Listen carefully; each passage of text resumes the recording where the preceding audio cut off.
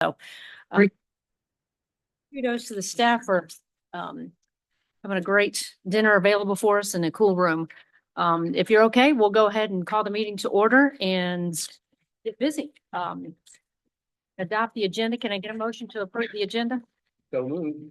Second. And a first and a second. All those in favor say aye. Aye. Any opposed? Motion carried. Super. The public comment period, we have Mr. Parker Garrison here this evening. Joined us last month. And Parker, we're gonna I know you're just kind of getting settled. If you want to go ahead and jump up there and get started, we've got a full agenda. We'll keep moving along if that's okay.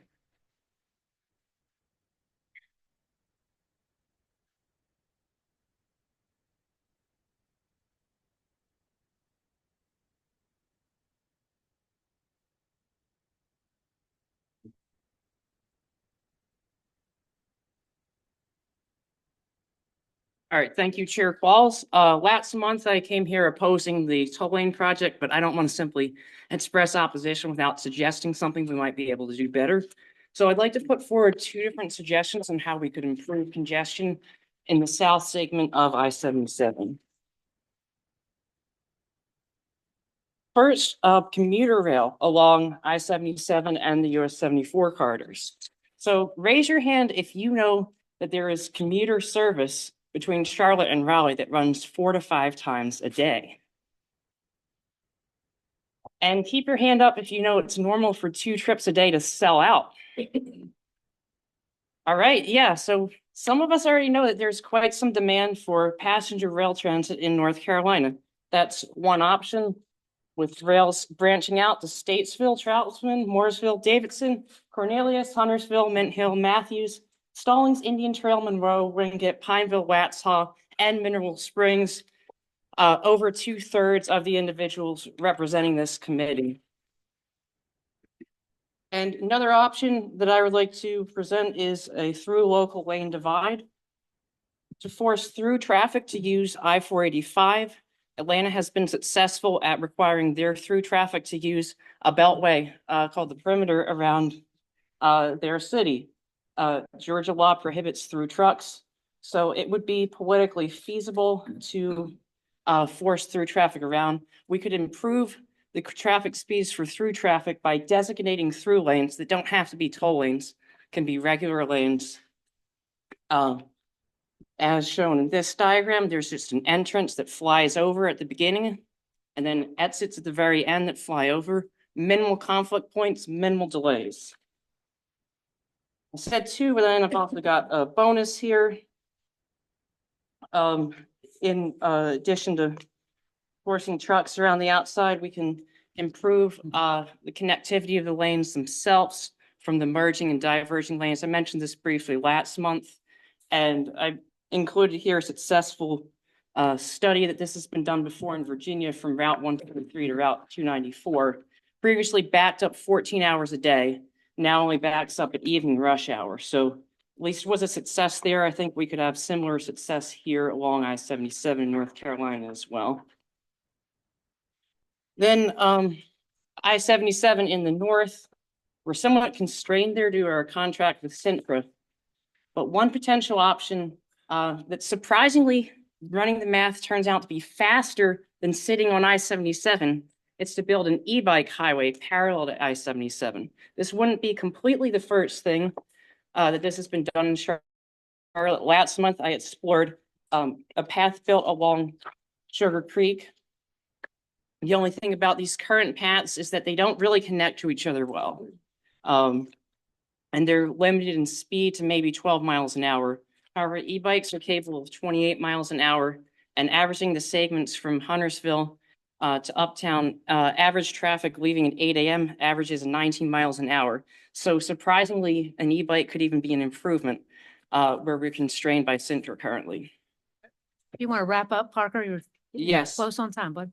That's it. And any other questions? Well, I still have a bit of time remaining. Parker, we're just curious what your background is, because you certainly sound like a great transportation planner. Yeah, I've been involved with actually another transportation planning project last night, expanding a circle to allow more capacity. Though this is just something I do in my free time. I first got involved 4 years ago when I lived in the DC area for work, and the DC Metro Rail was experiencing congestion, and they sought public input on how to improve that. Basically, you had to avoid having 3 lines share a track because any more than 2, and the delays spilled across the entire system. Wow. You certainly have some great ideas. We have your information, so as questions come up, you may hear from our staff. Yes, Is that and right? I forget if it was for this committee specifically or another, but requested if you're sharing a document to make 15 copies, so I made some copies. Oh, great. Of smaller versions of my. Super. slides. David will pass those around for us, so great. Thank you. for your All right.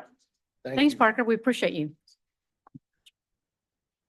Right, well, moving on to agenda item number 4, the ethics awareness and conflict of interest reminder. Neil, would you help us with that? In accordance with the State Government Ethics Act, it is the duty of every board member to avoid conflicts of interest. Does any board member have any known conflict of interest with respect to any of the matters coming before the board today? If so, please identify the conflict and refrain from any participation in the particular matter involved. Any conflicts? Been around the table, nobody's raising their hand, so we'll move on from that. Right, moving on to our consent agenda. Can we get a motion to approve the moved. consent agenda? Got a first and a second. You guys are quick on the draw. I love it. All those in favor say aye. Aye. Anybody opposed? Motion carries. Moving on to our education session this evening and continuing with our managed lanes education. And Neil is going to introduce our guest speaker, Gail Lewis. Good evening. So building on the June education session that was focused on managed lanes, tonight's education session will focus on the use of public-private partnerships in financing capital transportation projects. So the primary focus of Gail's presentation will be why agencies consider P3s, the evolving nature of P3s, and innovative examples. And just a couple of excerpts from Ms. Lewis's bio. Gail Lewis is with HDR. This is the same firm that David Ungema is employed by. Ms. Lewis is a subject matter expert in the realm of P3s and alternate project delivery methods. Ms. Lewis has been with HDR for 4 years and has been helping the company build a structured practice of alternative delivery advisory services, supporting public sector clients that are seeking better ways to deliver large, complex, and innovative projects. Prior to her tenure with HDR, Ms. Lewis worked for more than 15 years with the Arizona Department of Transportation, where she started and ran ADOT's P3 office. During her time leading ADOT's P3 office, Ms. Lewis led the process to identify projects that would be good candidates for P3s and other types of alternative delivery. Ms. Lewis is active in several international transportation industry associations and is continuously researching better methods of project delivery. On behalf of the CRTPO board, we are excited to learn from your presentation.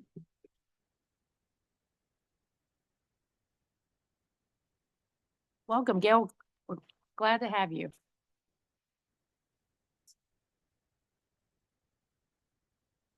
Thank you, Neil. That was a very nice introduction. I appreciate that.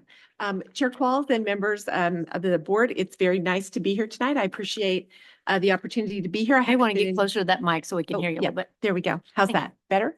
Is that better, guys? Okay. Right here. It's a pleasure to be here. I haven't been in Charlotte in a few years, so it's great to be back, and thank you for the invitation. I'm glad. Also, I want to point out that David Ungema, who did the managed lane presentation last month, is here again tonight. And so when we get to the question and answer part, we'll both be here to try and answer any questions that we can. Again, as mentioned, I'm here to talk about why agencies think about P3s, and it is for more reasons than funding. So let me talk a little bit about what P3s really are and how they might be useful to you all here in the Charlotte region. So as Neil said, I'm going to talk about 3 things. Why do agencies consider and think about using P3s to deliver projects? P3s, what they looked like yesterday and what they're starting to evolve into today, and also P3s as a way to encourage innovation in a project. So first, why would agencies consider P3s? First of all, I'd like to point out that a P3 is really it's a project delivery mechanism. It's really not anything more than that. It's a way to deliver a project through a contract with a private entity, and the that's really sort of all there is to P3s. It really isn't, it isn't anything particularly innovative or it is interesting, it is innovative, but it's not, and it's not a mystery. It's not done behind closed doors. It's a public contract.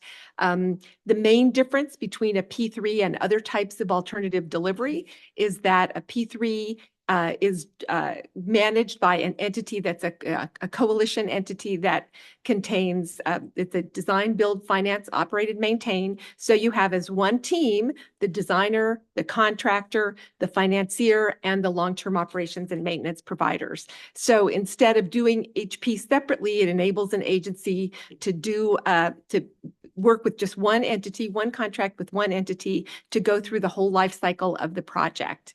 And that is the real thing that is different between P3s and other delivery mechanisms.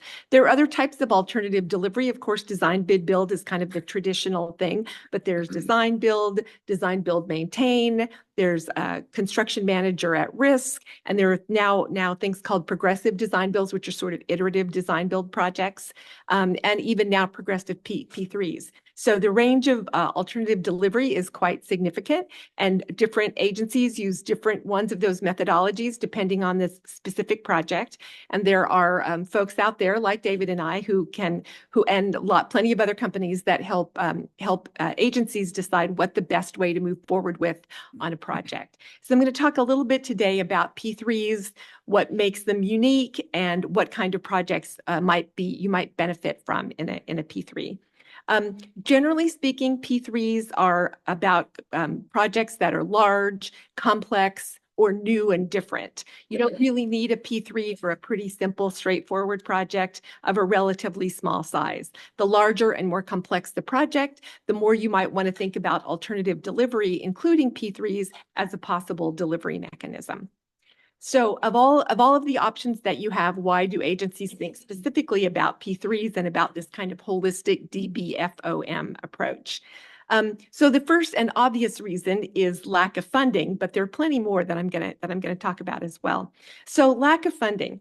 P3s, as you have on I-77 South, generally use private funding to support moving forward with a public project sooner than you could do it otherwise. I'm sure you are all too uncomfortably familiar with the lack of funding that you often have to move forward with necessary projects. One way that you might be able to speed up your ability to move forward with a project is by taking the private finance that P3 offers as one solution. The private funding to support P3s can help you move ahead with the project sometimes several years before you could if you waited for the public funds to be available to move forward. And the reason to think about a P3 is that more funding options are always worth a look and an assessment of whether it's really the most appropriate way to go. Of course, there are cons to that as well, and I'm going to do pros and cons for lots of these along the way. Private sector investors obviously expect a return on their investment. So private finance can be more expensive than public finance, although remember that even when you just sell bonds, you do pay an interest rate out to those who are lending you the money, that is the bondholders. It's just that this is a slightly more expensive way of doing that. So private finance is likely to be costlier than public. So you need to make sure that the advantages of the P3 approach can outweigh that additional cost and put you on the right end. And the other thing about P3s is that repaying that private funding source may require an additional revenue source. And sometimes that revenue source comes in the way of fees and tolls that you pay either throughout on all the projects on all the lanes in the project or through use of express lanes or managed lanes. So here, and I stole this slide from David last week.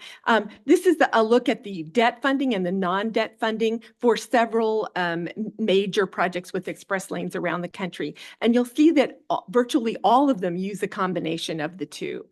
So it's quite unusual to be able to just use one or the other and deliver projects of this magnitude. It is generally a combination approach for funding.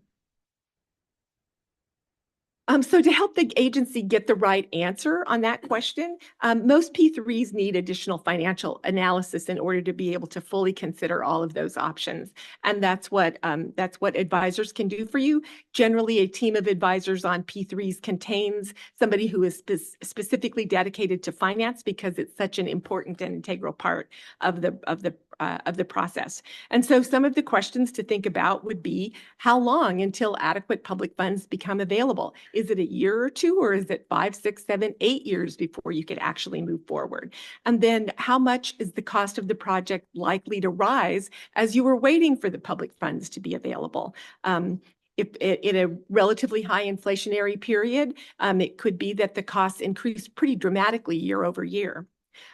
How would a toll or managed lane rate need to be set in order to repay the private investment over the life of the project? Those are just estimates over time, but you can get them. And it is possible to think about how much tolls and fees would actually be and how much would they have to be adjusted over time as you move forward. So, but there are other reasons to consider P3s, but besides just the private funding component. One of the ones that I think is really important is thinking about long-term operations and maintenance. Most of you here know how DOTs around the country generally do a project. They take they get their funding. It's often federal funds. They use those to pay for the design and construction. And then you get a few happy years in which the road's brand new and all is well. And then you have to go into the long-term operations and maintenance, which is paid for by the DOT with a separate funding source and by separate people, often DOT staff, but sometimes they'll hire that out to other firms. If you can consider the long-term operations and maintenance of a project from the very beginning, it really makes a difference in how you think about the project. So a DBFOM team that is thinking 20 or 30 or 40 years into the future is going to design and build a project differently, perhaps, if they're thinking about the long-term O&M. So they may choose to make different design decisions. They may choose different construction methods. They may use different materials to build if they know that over the long haul, they're going to have to pay for that operations and maintenance. So it just encourages you to think about things more holistically. Whereas the DOT, thinking kind of in chunks about it and probably underfunded for the project, is perhaps going to take a less expensive route to design and construction and then pay for it down the road with the O&M if they can. So again, it's a chance to minimize long-term costs and maximize high performance over the life of the project. And in addition, the DOT is relieved of the burden of operations and maintenance, which is quite a significant draw on both human and financial resources over the long haul. And again, the con is always you really don't know everything that's coming in the future. Better quality materials and innovative design, which may help over the life of the project, maybe less cost effective upfront, and maybe less cost effective over time. Another reason that agencies consider P3s is it's a good way to encourage innovation.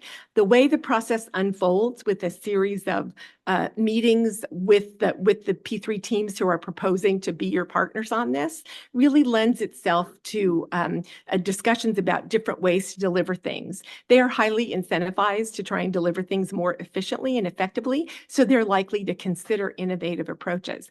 And in the business, this is called alternative technical concepts.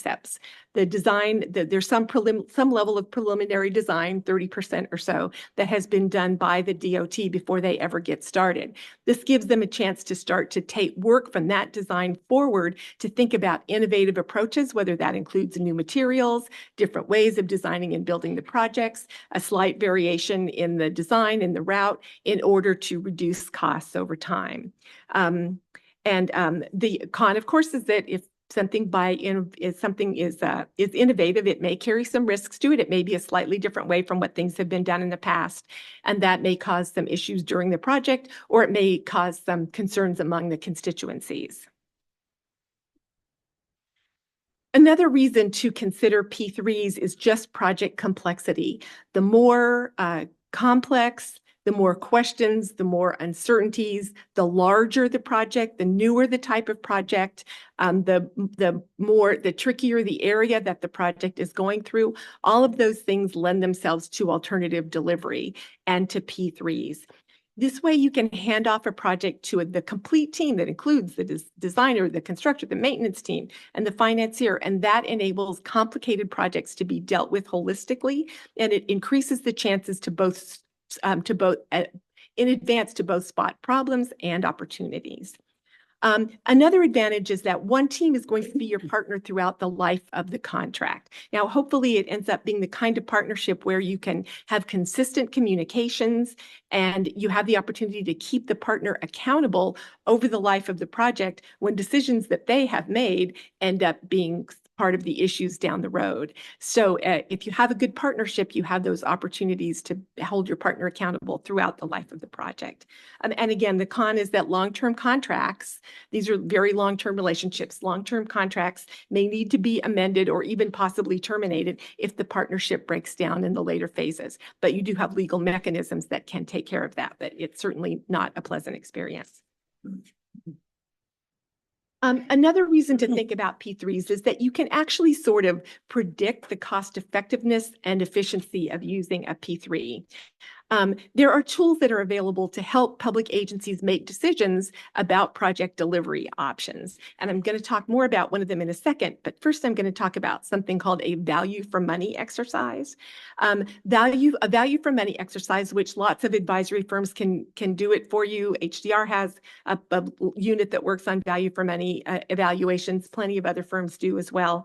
It sort of expands the conversation to advantages beyond funding, like shifting the risks over time, including operations and maintenance, and other advantages that come with P3s. A value for money exercise lets you think about those things and consider whether that is going to increase the effectiveness and efficiency of a P3 over time.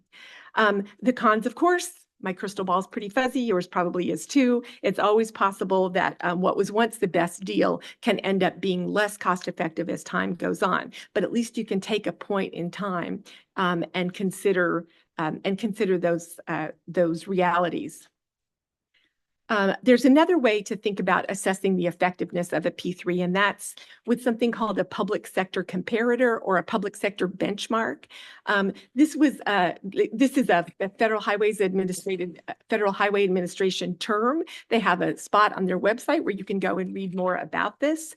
The public sector comparator basically uses publicly available information to assume the cost, schedule, and risks for a traditional public project. So but it takes into account some other things that you don't always think about when you're comparing methods. For example, you think about the public procurement, which has costs, about public oversight, which has costs, about capital and operating costs for construction and maintenance, which have costs, and also public finance, which, as I mentioned, still has a cost and a time component to it, even if it's less pricey than private finance. So public sector comparison lets you build all of those things into the overall cost and schedule for delivering a traditionally built project like a design bid build. And then what it gives you is kind of a fully loaded comparator that you can use to try and to begin to assume what you might see in a P3. It's as close as you can come to kind of an apples to apples comparison about a big complicated project that's going to be delivered years into the future. But at least it gives you a good benchmark that you can think about other delivery methods and make some decisions about which ones are ones that you'd be interested in pursuing. Another reason why agencies think about P3s is that it is an opportunity to shift risk to the party best equipped to handle it. Any big project, no matter how you deliver it, is going to come with risks. There are always unknowns and there are always things that can go wrong. But assessing how the risks for different types of delivery method can help determine the best approach to shifting some of the risks to the private sector. You can never completely get rid of risks if you're the public sector owner. You're also always going to carry some of those with you, but it can help you determine the best approach to help shift as much risk as possible to your private partners. And again, you're looking into the future. You're never 100% sure that the risks that you had anticipated will actually be shifted in the way that you imagined, and if it will play out exactly how you thought it would. But you can, by thinking carefully through all of these issues, you can come up with a pretty good idea of which of these risks you can shift in the future. And here's a quick look. I stole this slide from David as well. Thank you. At how risks differ across delivery options. You can see that in a design bid build, except for a bit of the construction risk, virtually all of the risk through the life of a project remains with the public owner. They're the ones that take the risks on for almost everything. And as you sort of move down the alternate delivery chart, you can see that more and more of the risk can be shifted to your private partner until you get to a P3 at the end, a design, build, finance, operate, and maintain, in which case you can shift all of the design risk, the construction risk, the financial risk, and the operations and maintenance risks to your private partner, because that's the way the contract is set up from the beginning. And if in fact you have a toll-based or a toll or traffic-based payment, you can even shift some of the traffic risk to the private partner and revenue risk as well, as long as it's a performance-based payment. That is, they only get their full funding if everything goes according to plan. And if something goes wrong, then the private partner can get docked, and that takes away yet more of the risk from the public sector and places it on the private sector. So now I'd like to talk a little bit about P3s, Yesterday and Today, which I think was also the name of the Beatles album. And you can take a look at what has been going on in the P3 world and what's going on today, and just sort of get a sense of how things are changing over time. So originally, P3s were beginning to expand, let's say 10 years ago, beginning to expand to other uses, but they were still primarily used for transportation. And state DOTs were the primary users and the primary clients of P3 firms. They were mostly about funding and financing. They were almost always done because the agency needed additional funds to be able to deliver the project. And the other benefits were not really as thoroughly considered. And they were almost always helped along by user fees or tolls or some other outside revenue source. And they were still used mostly for large or super complex projects, which is kind of still true today. But in many other ways, P3s have changed quite a bit. Funding and finance are still really important components of P3s and really important reasons to think about P3s. But now many put additional emphasis on project delivery and procurement benefits, some of the kind of benefits that I just discussed, including the life cycle risk, including operations and maintenance, pushing risk to the more and more risk to the private sector, supplementing the state of good repair of the project throughout the life of the project by having that O&M carried out by somebody else, encouraging innovative solutions to tough problems, having a holistic team approach, and also by P3s now being used for a wide variety of funding sources, or a wide variety of project types. For example, P3s are now increasingly being used not only for bridges and highways, but also for transit, for rail, for airports, for water projects, and for community infrastructure type projects. And I'll talk a little bit about those more in just a second. These are some of the types of projects where P3s are being used. And I want to highlight just a couple. Town and gown, that's where you're having shared facilities between a university and a community. Those are often being built and financed these days by P3s. It would be things like a shared use arena or theater, or recreation centers, for example, that might be shared between the university and the community. For water, it's being used for water conveyance, for wastewater projects, for stormwater projects. Social infrastructure, that's things like justice facilities like courthouses and jails, and again, things that are publicly provided but used by the private sector a lot, like arenas and stadiums and things like that. Transit and rail, not so much the transit lines themselves, but things that can provide some monetary value to the project, like stations, amenities, and parking. And then also for atypical projects, that is projects that most DOTs and public entities have not done in the past as part of their day job, but now, thanks to some public funding, are being considered more and more. For example, EV charging and broadband deployment. So P3s, as I mentioned, are a really good way to get some innovation, private sector innovation, incorporated into your projects. And I'd like to talk a little bit about how that has happened. This is my old agency, the Arizona Department of Transportation, and the mandatory sunset picture that we're required to show whenever we're presenting out of state. This project was delivered under what ADOT calls its P3 law, but it doesn't require a full P3 to use the benefits of the legislation. It doesn't have to have private finance. In this case, for example, ADOT had the funds already to do the project. What they were really looking for was the innovation that they thought they could get from trying a P3, in this case, a design, build, maintain effort. So at the end of the day, we had 3 shortlisted teams, and we invited the 3 teams to submit alternative technical concepts, which I mentioned briefly, and it was sort of an open invitation. Whatever you see, any way you see that we can deliver this more cost effectively, more efficiently, or maintain it more efficiently over time, please bring those forward. And if ADOT selected your alternative technical concept, but you didn't win the job, then we also agreed to pay the loser winner a stipend so that they would be encouraged to give us the best ideas that they could. A fairly small stipend compared to the size of the project, but nonetheless. So one firm actually suggested a pretty interesting idea.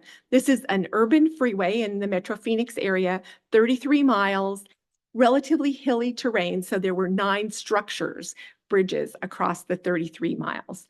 So what this firm suggested was that we standardize all of the girders, make some very minor design modifications so that you could standardize all of the girders that were necessary for all of the projects along the 22 miles.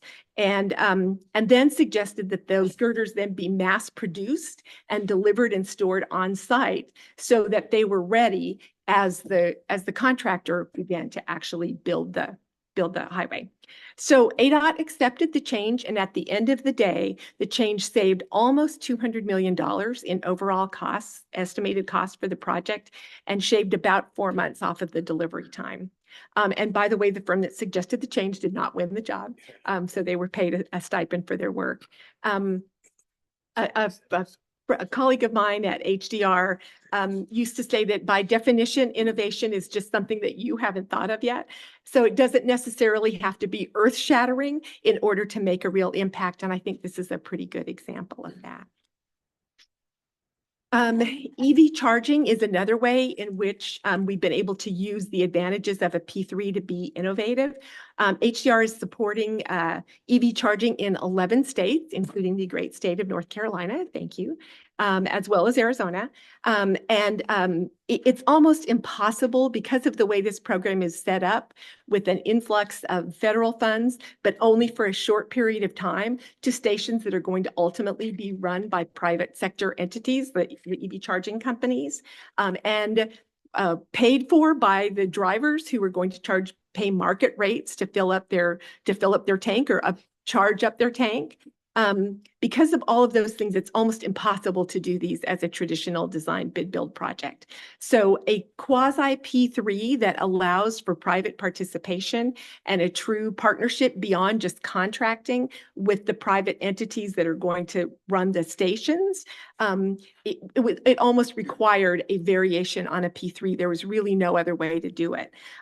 So we've been able to work through 11 different states with their legal constructs and find some commonalities among all of them in order to begin to successfully deliver the EV charging. Where we are, states are sort of in various locations. In some cases, the procurement has hit the street and they've received submittals. In some cases, they're still working on the procurement, but we've been able to make kind of broad P3 principles work for all 11 states. And then another one, I'm sorry to give you another Arizona example. This is the Arizona Water Infrastructure Finance Authority. This is use of P3 for a water project. The legislature directed the water agency, WIFA, to find new water supplies for the state out of state and get them into to bring additional water into Arizona. And this happened sort of 2 ways. One was a suggestion to actually physically convey water from other locations. And the other is the idea, which is very, very well known in the West, of trading water rights so that somebody else, you could pay for somebody else to build a water project somewhere else. they get that water, look closer to home, and they trade water rights to Arizona. So those were the two things that we looked at. And the ideas for new water sources included desalination projects, both off the coast of California and in the Gulf of Mexico, freshwater transport from various river watersheds around the Western US, and then the idea of trading water rights. And we also got a lot of really good conservation ideas. One of my favorites is the idea of precision agriculture, which lets you use broadband and IT to actually tell when the plants are dry. And so you only water them when they need the water instead of being on like a schedule, as would often happen in agriculture. So a lot of really creative ideas have come out of this. We have not picked a final project so far, but using the concept of a P3 has enabled us to have really interesting conversations with the potential providers and some really interesting ideas that I think the agency would not have come up with if they'd just been left to do it solely on their own. And then finally, in conclusion, P3s and other alternative delivery methods have a lot of advantages, but they're also pretty complicated. And I guess at the end of the day, the question is the juice worth the squeeze? Is the information and the advantages that you're going to get from using a P3 worth the complicated structure and the amount of things that you have to think through really in order to get there? And again, the things that we have found in our experience of advising on these around the country is that the ability to supplement funding, to sometimes speed up project delivery because you don't have to wait for all the public funds to be available, to enable a holistic approach with long-term operations and maintenance, to encourage innovation, to improve your capacity of managing long-term projects, and to shift the risk. We have found that there are many cases in which the juice is worth the squeeze. It actually is worth going to all that trouble to use the P3 in order to deliver a necessary project. And P3s also are being used more widely for transportation and other types of projects than ever before. There is definitely some momentum in the marketplace that agencies are beginning to see and understand and use this methodology more often. And I believe, oh no, one more slide that I also stole from David. So again, this sort of tells you what the various alternative delivery options are and how they can best be used. And if you go to the bottom and look at DBFOM, you'll see that it is the best way to increase revenue and funding for a project of the alternative methods. It's the one that can come with a finance and funding mechanism.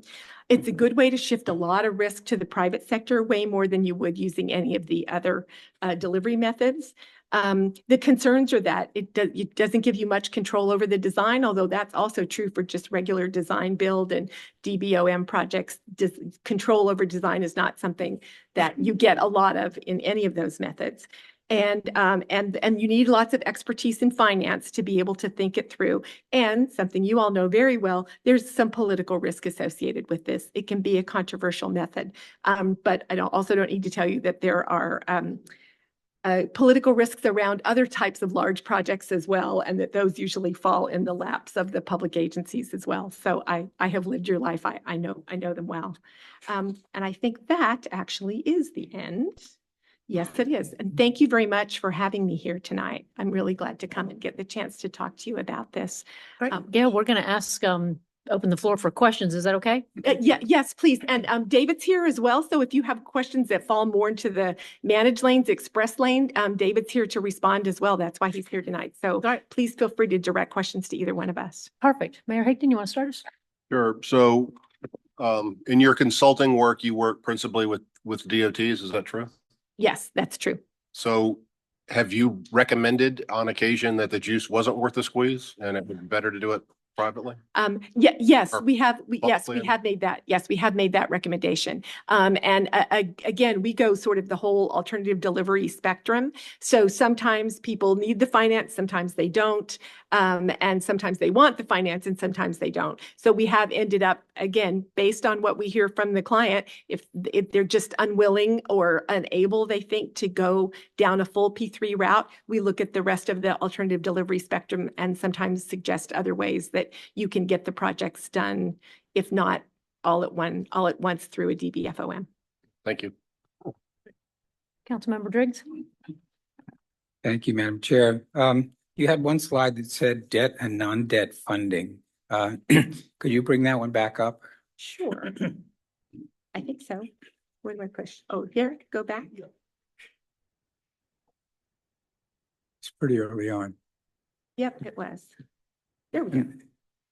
So my question here is, what exactly does that mean, debt and non-debt? Is it private debt, public debt? What is non-debt funding? I mean, just talk a little more about what that means. Yeah, I assume, this is actually David's slide. I assume, David, that it is, you want to come on up? Sure.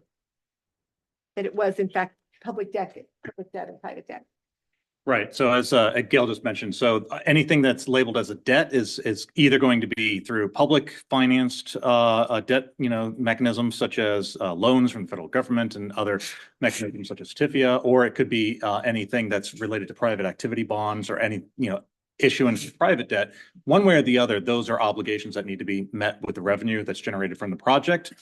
By comparison, non-debt funding is anything that's a public contribution or private equity that's brought to the table by the investor in the P3 project.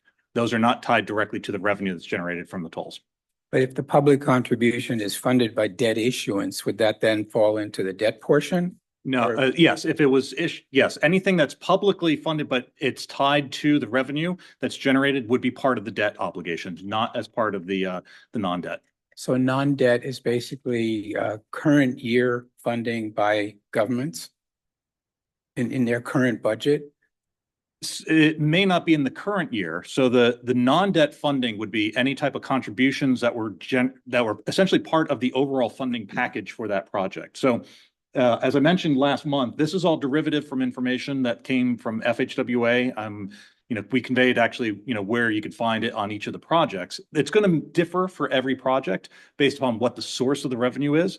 But oftentimes it's, contributions from a highway fund. It could be contributions from, in certain cases, there are, sales taxes that are generated within county level that could also be contributed, towards these projects. In a few cases, even transit funding, because there were complementary transit improvements, from a capital perspective that were utilized on these projects as well. Those are really few and far between. Primarily, they are highway fund contributions. But we can't, just by looking at this, we can't separate public and private funding. Is that right?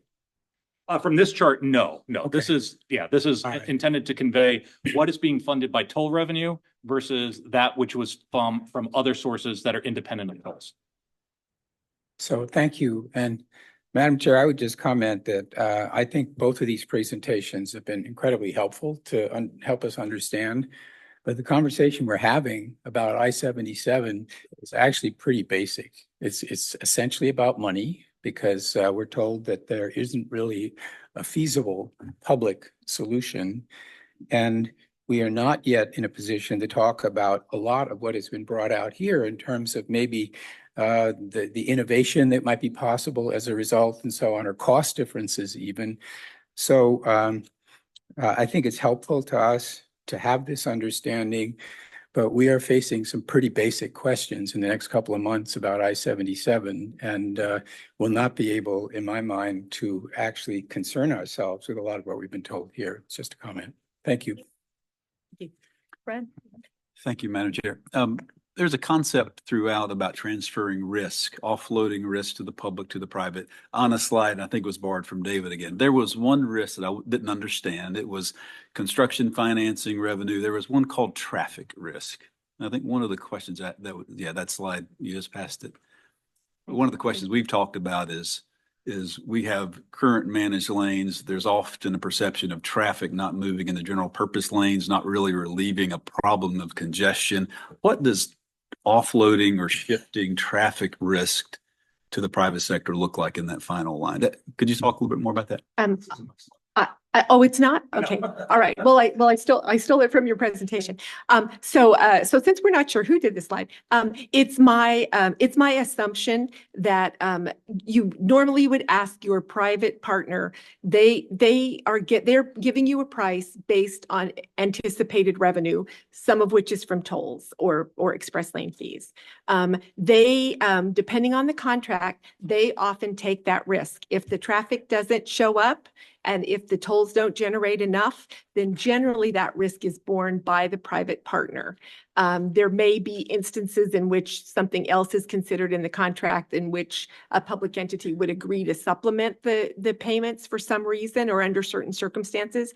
But generally speaking, if the toll payment is based on the level of traffic or the level of congestion, then that amount goes to the private partner and they take the risk. If the traffic isn't there and the tolls aren't there, then they take the revenue risk. Okay, thanks. So it's related to a revenue Yeah, correct. cost, not just, okay. Yeah, Thank you. correct. Yep. Other questions? Gail, thank Michael? you. I think you got right to the point at the end where you're asking, is the juice worth the squeeze? And just curious, is there a threshold or rule of thumb or something that y'all use or something you've seen used in North Carolina to determine what that threshold is in terms at least of financial impact? And how do you balance that? Because it's going to be substantial, right? Say 5, 10, 15%, whatever it is. It's going to be substantial when you look at the size of the project, like what we potentially are looking at for South Charlotte. What are the risks of not creating, those skills and capabilities in-house when you consider they could be used for our road projects all over the state? I think it would be speaking as a former DOT person myself, I think that that skill set, the ability to understand this is actually very relevant for a DOT for a number of reasons. You get advisors, but you never ask your advisors to do things that you've never heard of before, or rarely does that ever happen, especially in a DOT environment. It's usually to help you go through the machinations to make the decision in a fair and non-judgmental way. And so most of the things that I have been involved in, that has been the case. It's been our calling to really help them make sure that the agency has thought through everything. And so there isn't a number. I couldn't say 15% or give you sort of a magic number for that, because it depends on a lot of other things. Depends on how much cost you can shift through O&M and other things over the life of the project. So in many cases, you have to extend the value out for several years into the future. And it's also really a matter of need. I mean, what happens to your traffic? What happens to your mobility in the region if this project doesn't get built? And that's really a question that you're much better able to respond to than a consultant would be. We can run numbers and sort of tell you, well, traffic's going to look like this, or you're going to be at a standstill. Oh no, it's LA. You're going to be at a standstill every afternoon for 4 hours. So we can help you figure some of that stuff out, but that's really more something that the local entity really has to respond to. How much are you willing? How long are you willing to wait? And how much does it mean to the mobility and economic viability of your region if you have to wait 10 years for this project? Thank you for that. Other questions around the table? Okay, I don't think we have. All right. Um, Good. Well, we'll be here for a bit yet. So if anybody has anything else, Super. we'll be glad. Would it be helpful if Neil is able to distribute those slides for future questions? Would that be great? Okay. Gail, can you share those with us? Yes, Okay, absolutely. wonderful. Glad to. All right. I Thank you guess very we already much. have them, so we'll get those out to everybody. Thank you. All right. We will move on. The item number 7, discretionary grant program, supplemental funding request. Jennifer Stafford's here to give us a presentation on that. Good evening. Last month, Andrew Van Treska came to you. Andrew is the vice chair of the TCC and the chair of the Project Oversight Committee, and presented on the 2 shortfalls that I'm going to go over today. And today we're asking for action.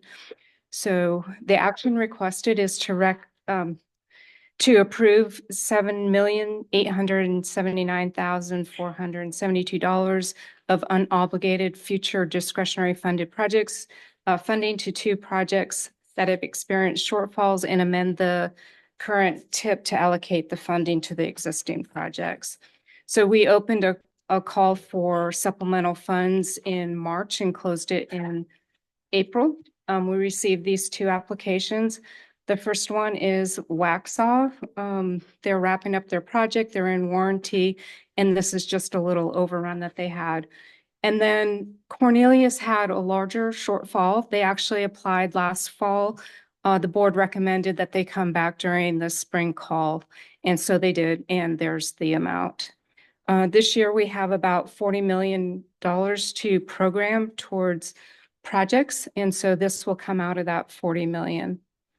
As you can see, both towns have a 50% match on the projects. So real short and simple, recommend or approve the $8 million of CRTPO's unobligated future year discretionary funds to the two existing projects that have experienced shortfalls, and amend the 2024 to 2033 tip to allocate the funding to the existing projects. We have questions about the request? Councilmember Driggs? Are there any other projects that we don't know about yet that have shortfalls? So we'll open the fall call August 12th, and then we'll receive more applications. It will be for new projects as well as shortfalls. Okay, thank you. Other questions? I'm hearing none. This is an action item, so we're looking for a, oh, yes, Mr. Jones. There's just two projects that had Only two applied, yes. So the last year in the spring call, we only had two as well. The year before that, we had 3 applications. The year before that, I believe it was 4. So in the springtime, we only take applications for shortfalls or. So go ahead. How's that communicated? Because it's kind of shocking to me So Jennifer, you that want we to only the had process 2 of, projects that were shortfalls. yeah, of how you push that out to the TCC members for applications? You want to Sure. talk about that? So every year we've been advertising, in the spring, we have a call for shortfall projects. And we also have the call in the fall time that will take applications for shortfalls and new projects. So it's offered right now, it's offered twice a year. Jennifer, have you guys considered maybe looking at that only once a year so that it feels like it's a little more balanced? That Yeah, we have it's not just discussed shortfall that. and all that. I mean, does anybody else in this room know anything about this? Generally on a staff level, it's pushed out Yeah. considerably. Yeah. And this call was just for shortfall, so it wasn't new projects. Is that right? Yep. Yep. Yeah. Super. If there's no other questions, like I said, this is an action item, so we're looking for a motion. Madam Chair, I'd make a motion to approve. Second. Got a motion, we got a second. Any other discussion? Hearing none, all those in favor say aye. Aye. Anybody opposed? Motion carries. All right, we will, it's always fun to spend some money. Moving on to action item 8, the 2026-2035 TIP development process, our NCDOT prioritization 7.0, and Travis is going to enlighten us on the update there, right?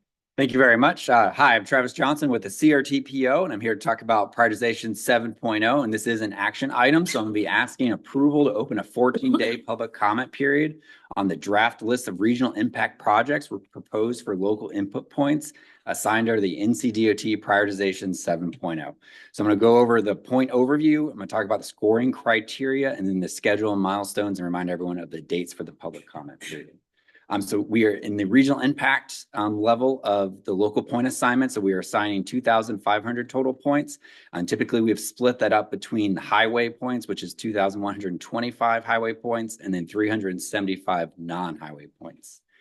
STI legislation requires each MPO to create a quantitative and qualitative input, and also take into account modal allocation. The local input point allocation assignment can be adjusted based upon the results of public input, which is the public input session we would recommend opening. And then adjustments then may vary also for justifications from that methodology, which is our MTP methodology. So for example, known issues with a project, if a jurisdiction wants to take additional time to run an analysis, they can then recommend changes to the list. MPO's total local input points is based upon population, which is why we have so many points. And then we can allocate no more than 100 local points to a project. That's kind of referred to as the total point allocation. For our methodology, we assign the maximum points that are available. We coordinate with the divisions to make sure we can achieve mutual point assignment, because this can affect up to 30% of that total project score for regional impact, or for half that project score for division needs. But again, our local points is half of that percentage. So we are affecting 15% or 25%. And then projects can cascade, but statewide mobility projects typically do not cascade down to the division needs tier, which is the next public comment period we will be opening in the fall. And of course, the board may divert recommendation lists based upon public comments. So the P 7.0 subcommittee, which is made up of TCC members and transportation staff of our member jurisdictions, met 3 times in June.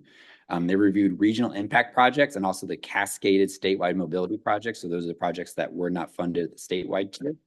And the subcommittee did not recommend the assignment of regional impact local input points to unfunded statewide mobility projects over 75 million, except for one project, which was the I-85 Mallard Creek Church Road. And this is due to the proximity to another project that was receiving points. And so there was an opportunity there to potentially reduce the overall costs of the projects, because they would be they're close enough to where they would probably be pushed forward together. And then also the group recommended moving 25 local input points from the highway tier to the non-highway projects. And this is to give an even 400 points to the non-highway. And so we don't assign 25 points to a highway project just to optimize our points usage. So we assigned 2,100 highway project points and then 400 non-highway project points. So that was 1,700 points was sent into Division 10 and 400 local points into Division 12. The following highway projects. So we follow the methodology. However, the deviations require the justification. So these are projects that would have qualified for points, but they were not recommended for point assignment. The first one was Providence Road in the city of Charlotte. This was not recommended for points due to improvements that have been made by development along the corridor. The community asked for additional time to take considerations for what those improvements could be. So we did not apply regional impact points to this project. Additionally, WT Harris Boulevard in the city of Charlotte. This project is not recommended for points to allow the member jurisdiction to perform more analysis along the corridor. It was recommended from 4 lanes to 6 lanes, and they wanted to do additional research about if that was the best solution for that corridor. Because when you get a road of that size, it definitely can change the look and feel. The following project was recommended for point assignment, even though it was above the $75 million threshold, which we discussed earlier, which was the I-85 intersection project with Mallard Creek. And again, you can see its relationship to the I-85, 485 interchange. Moving these projects forward together would present some potential cost savings for both projects, and they would probably also want to be designed together just due to their geographic location. So for scoring criteria for where what the methodology was created, this is on our website, a prioritization 7.0 page. And this is what we use in order to assign our local input points. This will take you straight to the P7 page. But with that creation of the local input methodology, CRTPO requires that our prioritization is linked to the MTP, because FHWA requires consistency in projects that are included with the MPO's MTP and TIP, which is why we rely heavily on the MTP scoring and horizon year process when we assign projects to the TIP. The development of the MTP's fiscally constrained project list takes up to 8 months out of the 2-year MTP development process. So there's a lot of work that goes into that project list and making sure that the scores reflect what is currently in the region and where our priorities lie. And then the CRTP uses its existing MTP ranking process as its primary measure in the submission for prioritization highway projects for these local input points. So for highway projects, we sort the projects based upon their MTP horizon year and then by their MTP score. Again, horizon year is when the project would be expected to be open to the public. And the MTP score is then based upon the tier 1 and tier 2 criteria, such as safety, congestion, equitable access, and connectivity. Projects that do not have an MTP score or horizon year then are sorted based upon their P 7.0 score to allocate the remaining points. But we did not have points that got that far down the list. For non-highway projects, we sort it based upon P 7.0 score, and we assigned the points to each mode to the maximum amount of points, which is 100 points. And because we had the full amount a fourth allocation because we moved 25 points from highway to non-highway. We're able to award a second rail project. So for milestones we're looking forward to is we're here at this meeting today to ask to open a public comment period from July 18th to August 1st. This is where we'll take that draft list of local regional impact, local input points that was included in your agenda packet. And a map will go to the public. We'll send out a public press release and collect feedback.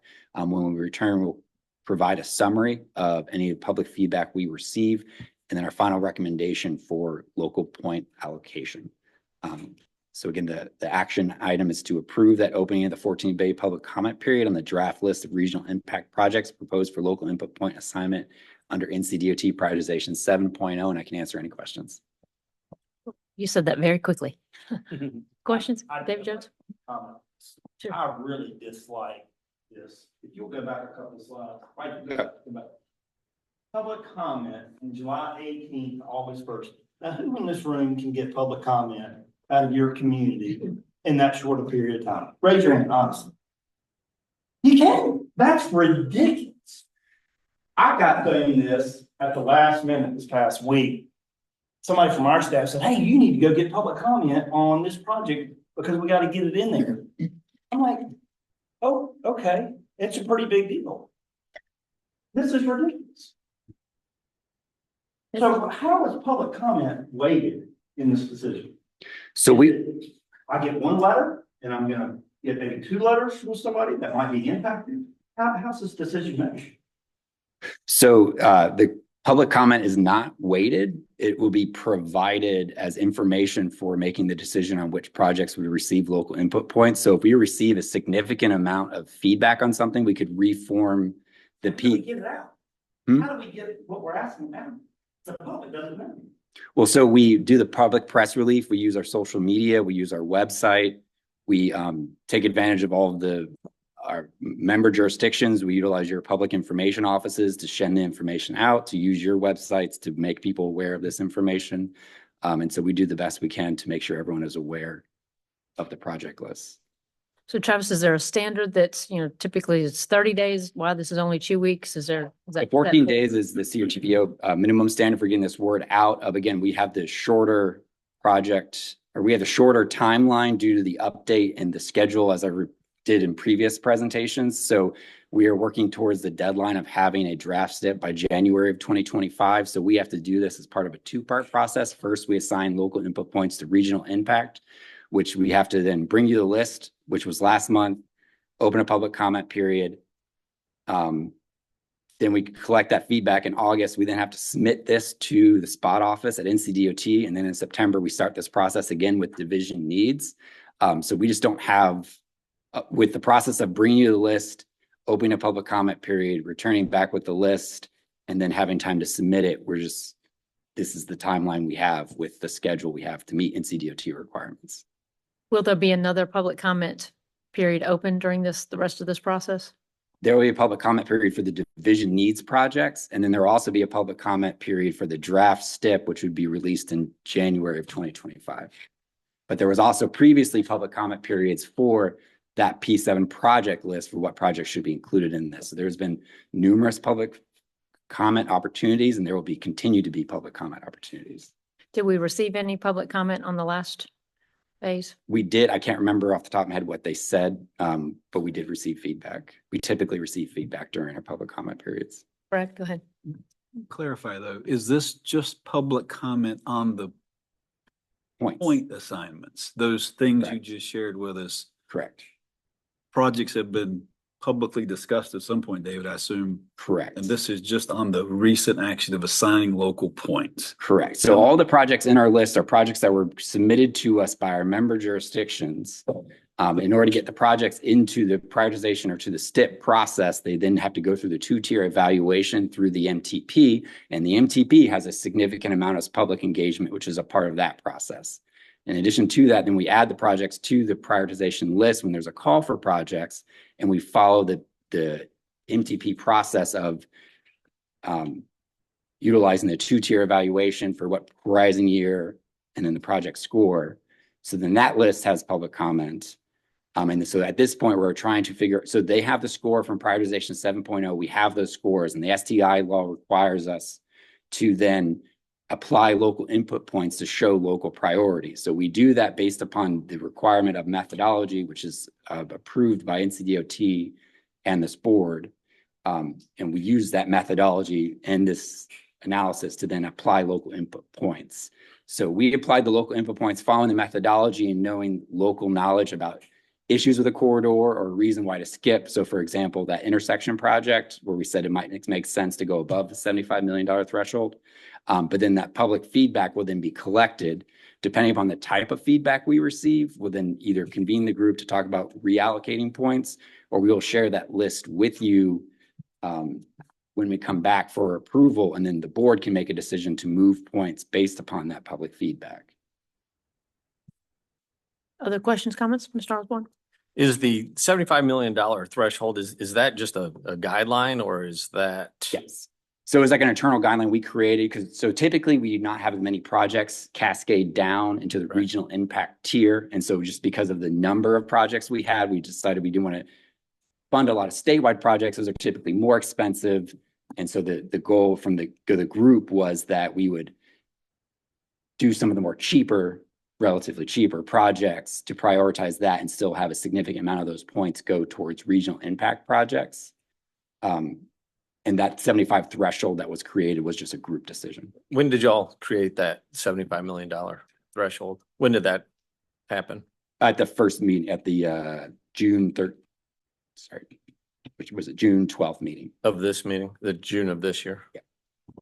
So just out of curiosity, we've seen some of our project costs nearly double some of our forecast project cost. Wondering if you would take into consideration maybe even making that $100 million when you consider the impact inflation has had on these projects. And if you are going to raise it, maybe just put the guideline to what it actually, would be or could be. Right. So maybe $100 million.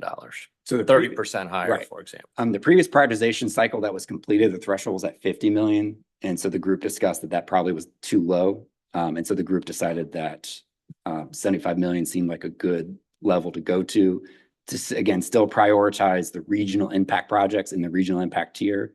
Because again, we had such a significant number of statewide projects cascade down. And again, we were successful in the statewide tier receiving funding, which not everyone can say. The goal was not to just have it be taken over with statewide projects. Gotcha. Thank you. Appreciate that. And that 75 million only applied to statewide projects that cascaded down, that did not apply to regional impact projects. Councilmember Griggs? Thank you, Madam Chair. So I thought David made an excellent point.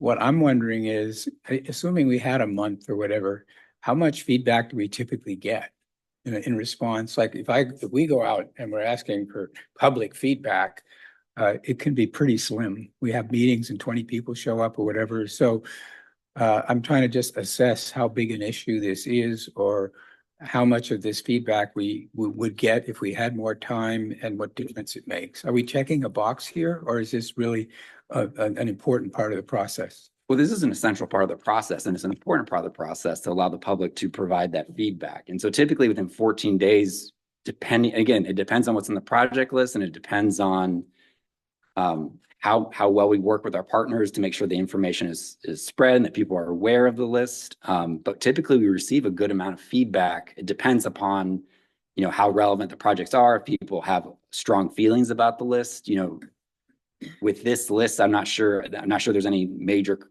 controversial projects that are on this list. So I think we'll get good feedback. Typically we receive a good amount of feedback when we go out to the public. I know there'll be a presentation later talking about the significant public feedback we received on other projects. I can't give you an exact number though. No, I get that. I just wonder if the feedback we're getting from the public is like an informed critique of these projects, or what shape it takes, because this is pretty technical stuff. Right. And on top of that, trying to do it in a really tight time frame and waking everybody up. I remember in the past, at the behest of Mr. Cooksey over there, I was encouraged to mobilize people and get them out and post these comments. And I don't feel that there was a huge amount in my district, that there was a huge amount of participation. So I just hope what we get back is useful and doesn't create problems for us, put it that way. Sometimes what happens is you get very motivated activists of one kind or another, and they weigh in, and it's not necessarily representative. But fair question. Jerry, you have a question? Yes. So, it's my first time seeing something like this here. It seems to be very precise, way of going about, conducting this type of business. But if I remember, did I miss here? You do have one project on this list that's over the 75 million threshold. Yes, there was So one my recommendation. question would be, what role at all does this 75 million threshold play if here at the first go, we've already got one over it? Mhm. So what actually is the deciding factor on the threshold? Because it's not 75 million. You mean for the 75 million threshold for moving past projects? Right. Yeah, so we use that methodology for all but this one. And the reason why we use this one is while it was over the 75 million threshold, we thought we could get that number would go down because of the opportunity being close to another project where we're recommending points, which is the I-85 and the I-45 interchange. So there's the opportunity to save money by pushing them forward. So there was, again, the methodology and the recommendation is the first run guidelines, and then we use local information to then deviate from that. And so that's why, again, public comment is so important, because if we receive a large public outcry, or not outcry, but like a recommendation for a project, or, you know, we want to see this, that would be a reason and justification to divert. And so we just need a clear justification for the deviation from the methodology. And the opportunity cost here was a clear deviation for that. And so we didn't want to do it for all of the projects. Is it a clear deviation, or is it a feeling? But we feel as You if it's feel that you can get the price down because of the proximity, right? the professional recommendation from the NCDOT engineers was that we could reduce project costs by pushing forth both projects at the same time. Okay, but is there, do you have anything tangible on that, or just, I mean, what? We have professional staff opinion. Okay. Thanks, I guess. Great questions. Others? Yes, sir. Yeah, we see in Matthews, usually when we ask for public comment, it's the same 2 to 5 individuals over and over every year have a comment on something. And so what I see when I worry about this is you're going to have the same 2 to 5 people from your community, and you're not going to get a real diversity of thought. So either there needs to be maybe more creative ways to advertise this, or something, because we get that a lot. It's not representative of our entire community. You may have 2 or 3 people really passionate about something, but they don't represent the whole. Thank you. I think we're all trying to figure out that magic too, isn't it? To how do you get people to make comment, right? Yeah. Yeah. So, yeah. Other questions? Done. Yes, Mayor Higgins. There's no other questions. I'd like to make a motion. Okay. We've got a motion on the floor. Is there a second? Second. And any other discussion? Hearing none. All those in favor say aye. Aye. Anybody opposed? Motion carries. All right. Moving on to agenda item 9, and Travis is going to stay put to talk about the 2026-2035 TIP development process on the existing and committed projects. So Travis, All right, take us great. away. Talking about pre 7.0 existing and committed projects. So we're going to go over the priorities for the existing and committed projects. We're going to talk about the seniority approach and talk about next steps for this process. So NCDOT STIP unit asked for input from NPOs and NCDOT divisions on property or priorities of existing and committed projects in the development of the 2026-2035 STIP, an email that we received on June 26th. So existing and committed projects have been selected for funding in previous prioritization cycles. So these are projects that were in P3, which was in 2015, P4, which is 2017, and P5, which is in 2019. So the ranking will be used to assist the STIP unit when adjusting schedules to meet the federal and state fiscal constraint requirements. Again, this is going back to the previous presentations we have received about the negative numbers in the region and division tiers. So MPOs and divisions must submit any revisions to this ranking to the STIP unit by August 30th. Rankings are just one of the input the STIP unit considers when developing the draft 2026-2035 STIP. So other things that will be considered, but they're not limited to this, are funding availability, project delivery schedule, project costs, sequencing, and whether the project has been awarded a federal discretionary funding or whether right-of-way has already been acquired or actively underway. So that this ranking that we were proposing is again just one of a few factors that will be considered by the STIP unit. So when we got the list, we tried to think of different ways we could rank the projects beyond CRT. We thought about using prioritization scores, but again, prioritization scores are modified between cycles. So a project in P3 or P4 or P5 are not directly comparable. We looked at MTP scores, but a lot of these projects that have been in this process did not receive MTP scores because they've been in the project for a significant period of time. So they did not go through a ranking process. We looked at maybe sorting by horizon year, but a lot of the projects had similar horizon years. So that really wouldn't have sorted a collection of the projects. We talked about trying to do a similar process to the NTP ranking process.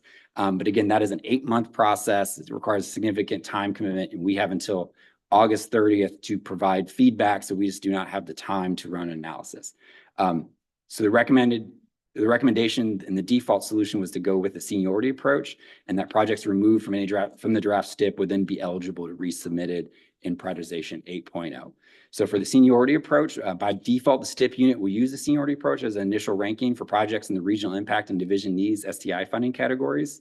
Seniority approach was recommended by a prioritization work group and approved by the Board of Transportation for the previous TIP and STIP, which is 2024-2023.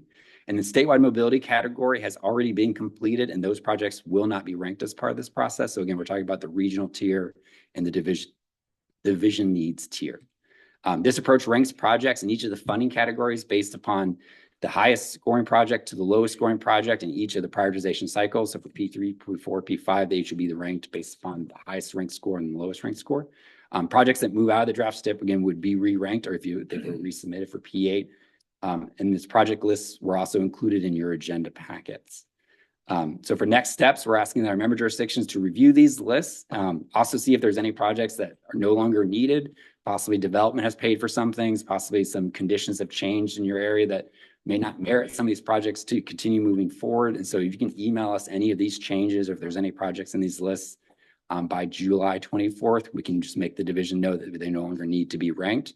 And then the future action is when we come back next month would be a recommendation to endorse the seniority approach and identify priorities of existing committed projects in the 2035 TIP development process through our planning area. So with that, I'll pause and answer any questions. Questions? So is the goal of this a refresh? Is the goal of this just to make sure that we're current? Or is there also a target in terms of achieving cost savings in order to bring the P7 in alignment with the available funds? So we have to get when we come forward with prioritization 7.0 and we have a draft STIP, we have to get the budget balanced. So we can't move forward with a negative 400 and I forgot the number.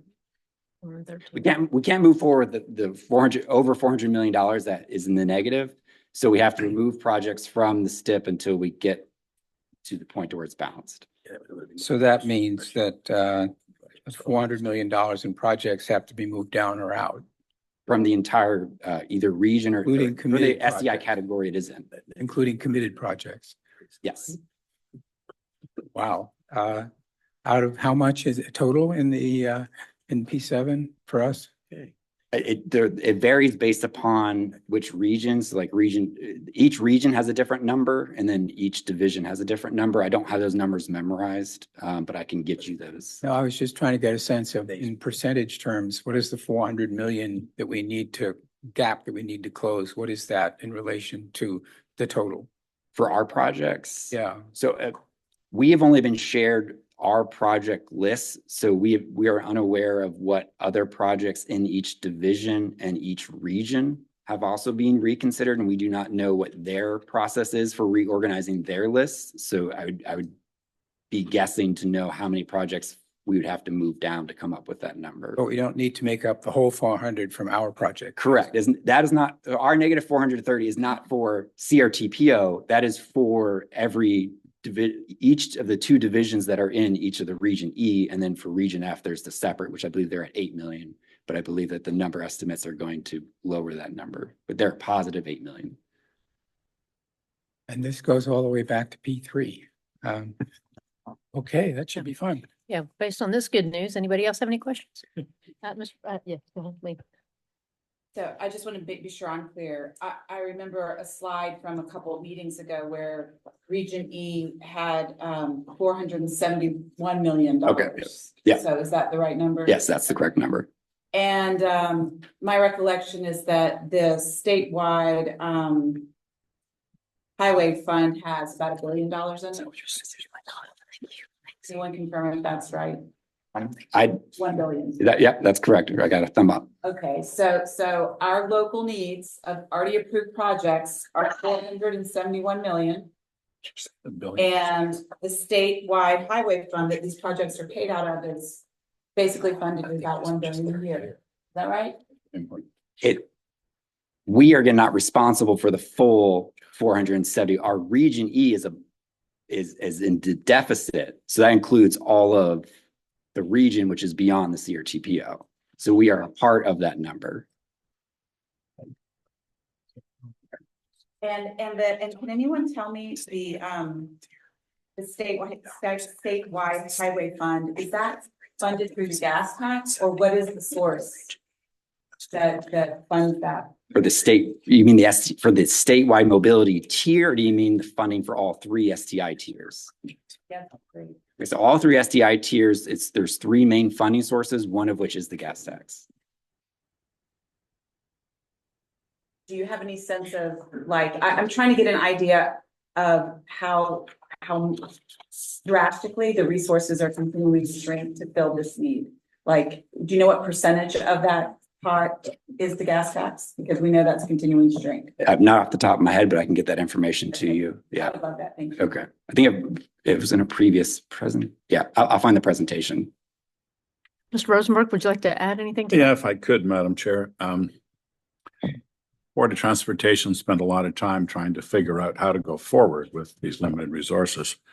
So we have a scoring system that deals with safety, economic development, and so forth. But as Ed was referring to, we go back to P3 to try to catch up. So not wanting to impose things that may no longer apply, the board wanted to make sure that each community had the opportunity to change their list. But I think the real bottom line is that just with cost increases, we'll probably be about $1.5 billion to $1.7 billion short. Things that were over what we had budgeted. And the real issue, we've talked about it before, is additional sources of revenue. So you have a gas tax, you have federal monies, and then you have other sources. So one of the things the board is trying to work with the legislature on is how can we get more sales tax, do more borrowing, get a piece of the revenue, do private-public partnerships. I mean, we must get agreement with other sources of funding, or we're going to continually get behind. And, you know, here we are dealing with P3. We're struggling to get everything into P7. If you look at P8, that starts in 2035. We're already behind the curve. And the real issue is sources of funding. So that's something that we struggle with, and any ideas would be more than welcome. Other questions, comments? At this point, this was just information only at this point, and that all of this information has been pushed out to the TCC, and that the staff members should be speaking with their electeds and their The same presentation is given management to the to TCC. talk about those projects, what that looks like. Ed, go ahead. The question we're going to be asked to answer is whether we agree with the idea that the oldest projects get the highest priority. And within each category, we then have the points to prioritize those. I mean, as opposed to alternative ways of rankings. Is that what you're saying? That's our question for next time. Next time, we're going to come back with a recommendation for how we should sort the projects. Currently, based on the information we have, it makes most sense to us to use the seniority approach that was previously approved by the Board of Transportation. But if there's additional information that's made available and working with your professional staff, there might be tweaks to the recommendation. But we're going to come back to you with a recommended list. So do we have a schedule now of the projects and what this looks like if we do it this way? When the agenda packet is the list of projects and they're ranked by seniority, there's a column that says seniority. So if we follow that process, they would follow that list. So we can see what gets deferred or kicked out from what we have now? No, so right now we only see our projects. And so again, as the region E is much larger than us and region F and even the division is larger than us, we don't know what projects are ahead of us. And so with that seniority approach, we cannot project where we would end up. So we just know what projects we have. Our action, our request was to identify if any of these projects or what process would we like to follow to prioritize those projects in our list. And we are recommending currently the seniority approach. So we don't know how that affects the bigger buckets of money. And we've requested information and we did not receive So it. I appreciate your explanation. I'm just trying to get to a point where I look at our projects and have some understanding of what happens to whom, right? And and I guess at some point, do we have a schedule that just says this would have to go if we do it this way? So right now we're trying to identify again the local priorities. And so that'd be the list of projects that we deem as important as a region. And that is just, again, one of the factors that are being considered. So the email we received when we were asked this question also said they're going to take into account not only the funding availability, but the project schedule, sequencing, whether right-of-way has already been acquired. So even, again, we received this email not long ago. From what we understand is I believe that the list of projects in an order is just one of the factors they are going to consider. And how that affects the final list, we're not sure, but we just know we need to submit our priorities by August 30th, which in order to achieve that means we need to come back for next month with a recommendation from you to submit back. Okay, we'll look at it. Thank you. Other questions, comments for Travis on that? I know it's about clear as mud, right? I kind of took it as that sending this out to the jurisdictions was, is there a project on here that you no longer want? That could free up cash? Two steps. First, is there anything you don't want? Second that was- step is going to be, we're going to ask you for a recommendation. We're going to come back with that list based upon the information we received during this time frame. We're going back to TCC on the August 1st meeting. And we'll just try to make sure we have a recommendation by the deadline of August 30th. Okay. Great. Or not try to, we will have a Okay, recommendation. well, we'll look for more information as you all have that so that we know the whole global picture. Right now, we don't have that global look of basically what are you going to stack, rank and cut? Correct. Yeah, and that's all we're going to have is this is our list and this is the priorities of our projects. We're not looking at it beyond our regions or beyond the CRTPO planning area. Super. Okay, so stay tuned for more great information about that. I don't know if it'll be positive, but it'll be information, right? We'll move on to agenda item number 10, our CRTPO Title VI and Limited English Proficiency Plan update with Judy and Curtis.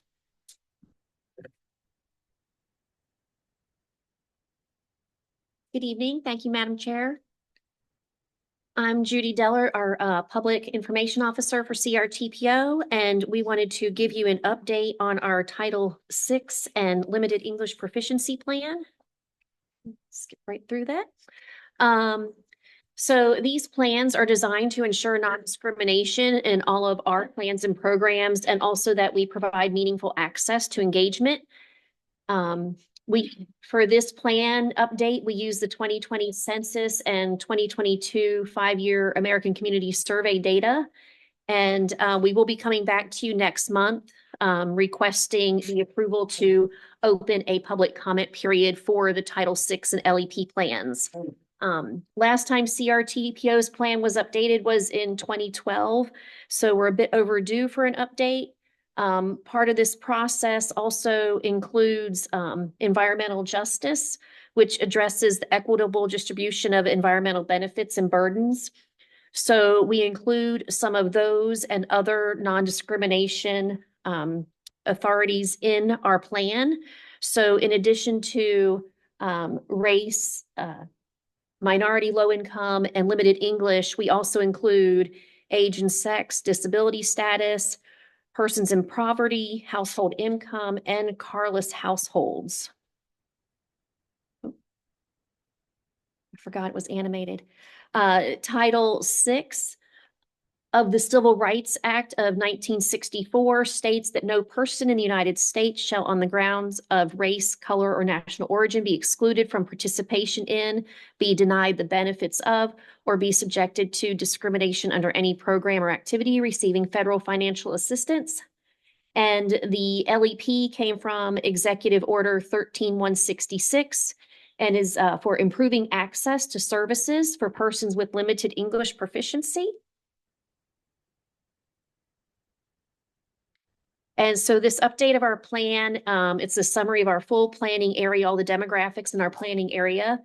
We apply the FHWA degree of impact methodology using the census data. Curtis is going to talk about census tracts that were identified in it. And this applies methods, the plan applies methods for us to identify what populations need to be reached, and also establishes our reporting process for the Title VI compliance and violations. So with that, I'm going to turn it over to Curtis. Thank you. Good evening. I do want to talk a bit about the data that we have summarized for Title VI. Judy mentioned earlier that this is based on census data. The data that we use is based on very specific guidance that we received from FHWA. They tell us what tables to use, which charts to look at, what to download. So it is all very prescribed. And what you see here is data based on, and what you will see is data based on primarily on our 2022 5-year American Community Survey, or ACS data. So what you're looking at here is a table outlining our limited English proficiency, or LEP, populations. What you're seeing is essentially a quantification of the non-English speaking populations and how well or very well or not very well those populations speak English.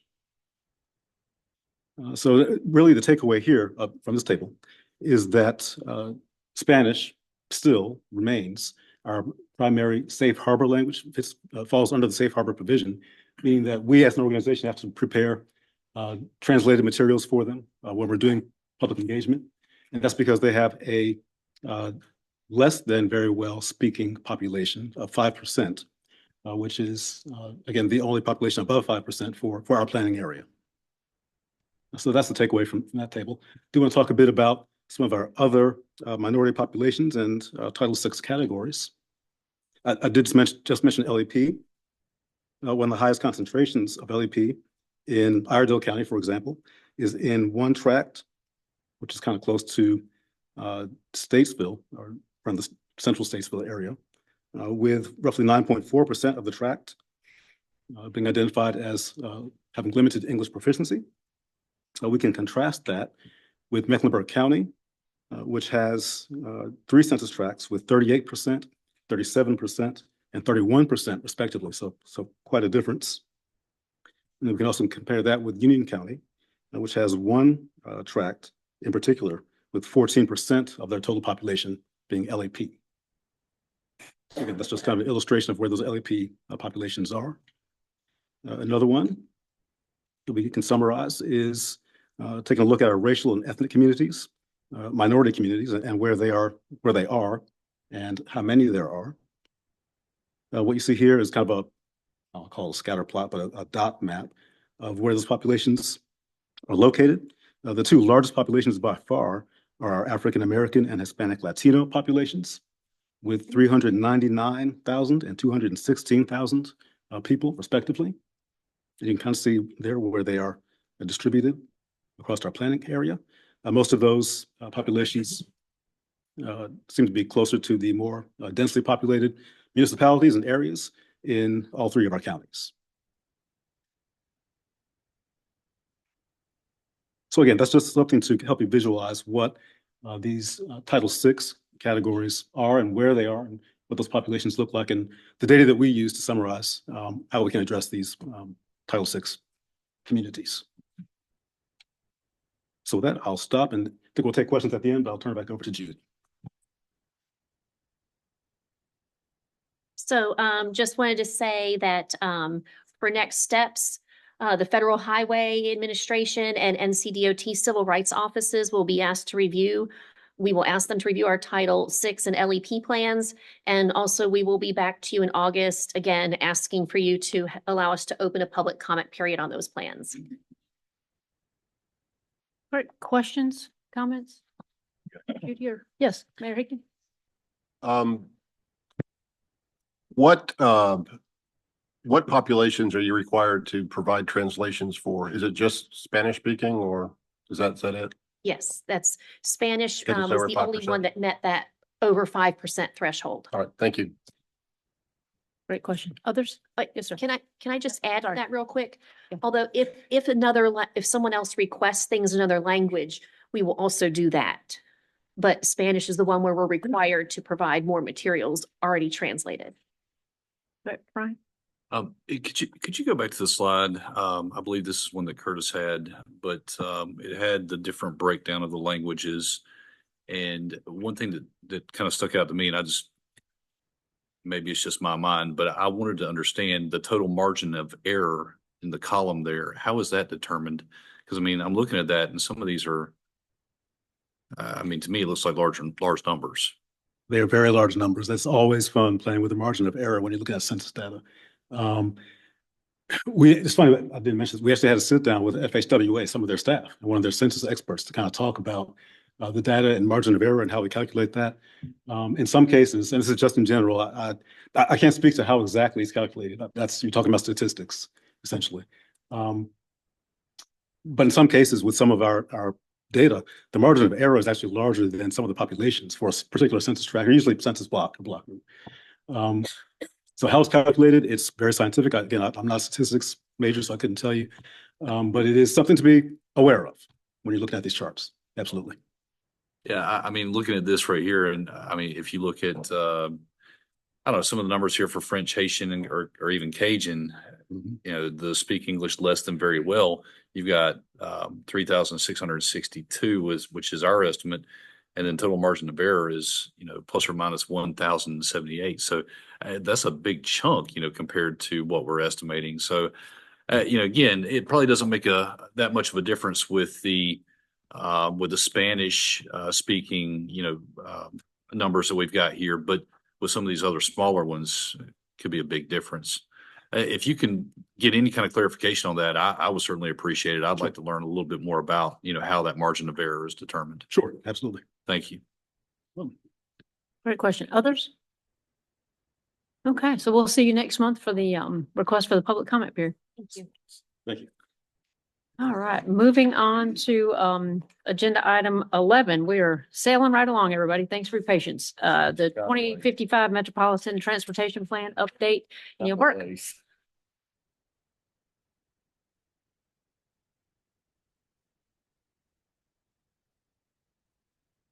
All right, so primary goal of my presentation tonight is to briefly recap the public outreach we did regarding the goals and objectives for the 2055 MTP.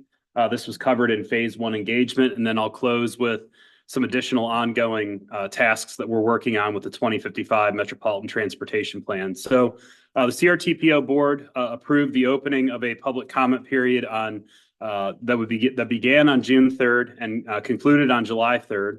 And the focus of this again was on the goals and objectives. Within the goals and objectives, we made a lot of changes with these when we were going through the 2050 MTP 4 years ago. Our goal this time with these goals and objectives was to bring in some of the themes from the IIJA federal legislation and some of the recommendations from our federal certification review. So the next steps with these goals and objectives, we're actually meeting with the advisory committee tomorrow to review the public comments that we've received.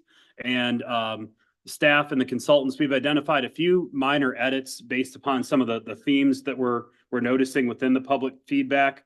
And then we're going to be finalizing, we're looking for that consensus-based recommendation from the advisory committee to finalize the goals and objectives.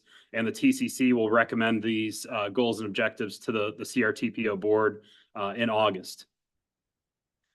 Here are the 6 goals within the 2055 MTP. And within these 6 goals, we have 31 objectives to support these. And at the August meeting, when we're requesting action of the CRTPO board, we will show again and track changes some of those changes that we're proposing as a result of the public comments received, but recognizing that this is a long meeting tonight, I'm keeping it brief with these tonight.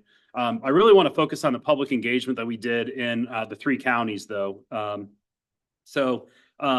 focus areas again were on these goals and objectives, also transportation needs and candidate projects, and we did that 2 ways. So when we were out in your communities, we had local maps of your transportation network. We were asking residents at events that were sponsored by your communities where their transportation concerns were or where they wanted to see transportation improvements made. And again, if residents were only able to participate online, we had a similar online map where residents could indicate their concerns or preferences. And then we also were asking, residents' vision for the transportation future. What types of modes would they like to see?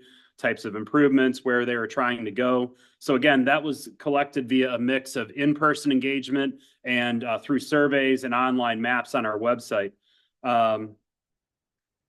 Obviously, the residents are always welcome to attend our TCC meetings, CRTPO board meetings to provide public comments. So that was really the 3 methods we focused on. This is a list of the in-person engagement. We had 10 events spanning all 3 counties. We're really proud of just being able to get back out into your communities and the attendance at some of these. And some of the bigger events, it wasn't like we had 300 people crowding around a CRTPO table, but I'm thinking back to when we were doing this with the 2050 MTP, and we weren't allowed to do any in-person engagement. So I'm very happy to be back out in your communities for the 2055, and it's nice to also be able to rely on in-person and virtual engagement for residents that may not be able to make it to an event.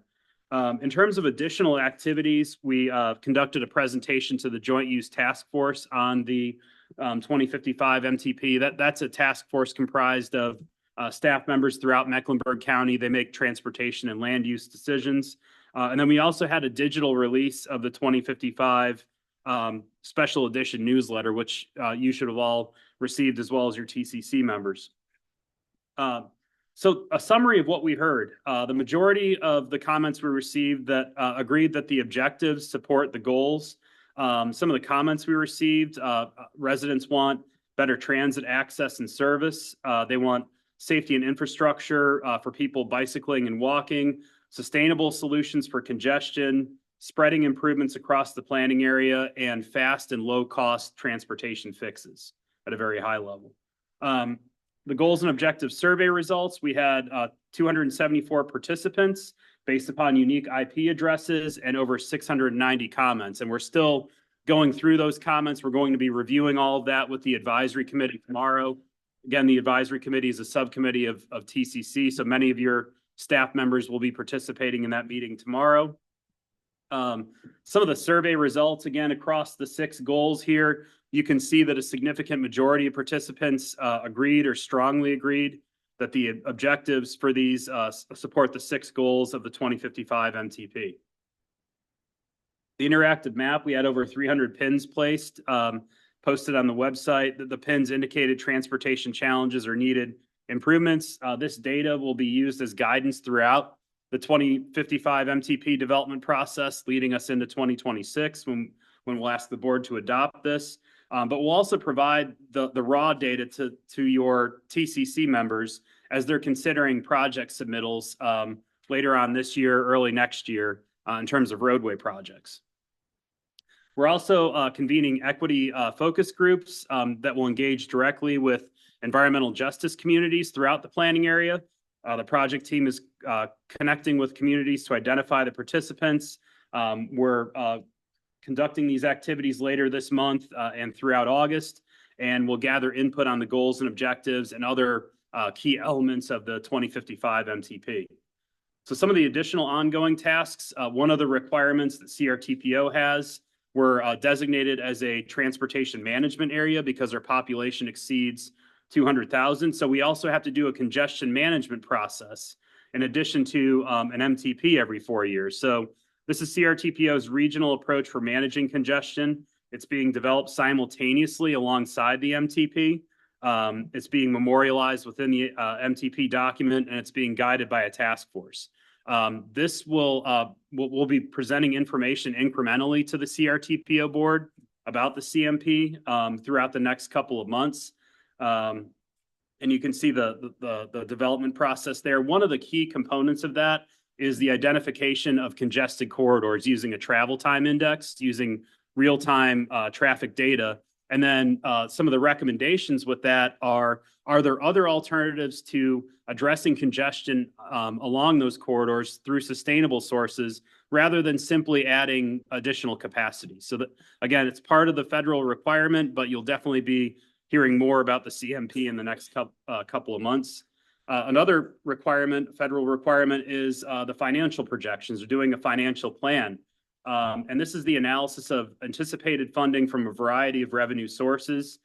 We have to estimate anticipated funding between 2024 and 2055 for roadway, bicycle, pedestrian, transit, and maintenance activities. We have 4 horizon years where we're developing financial projections: 2025, 2035, 2045, and 2055 horizon years.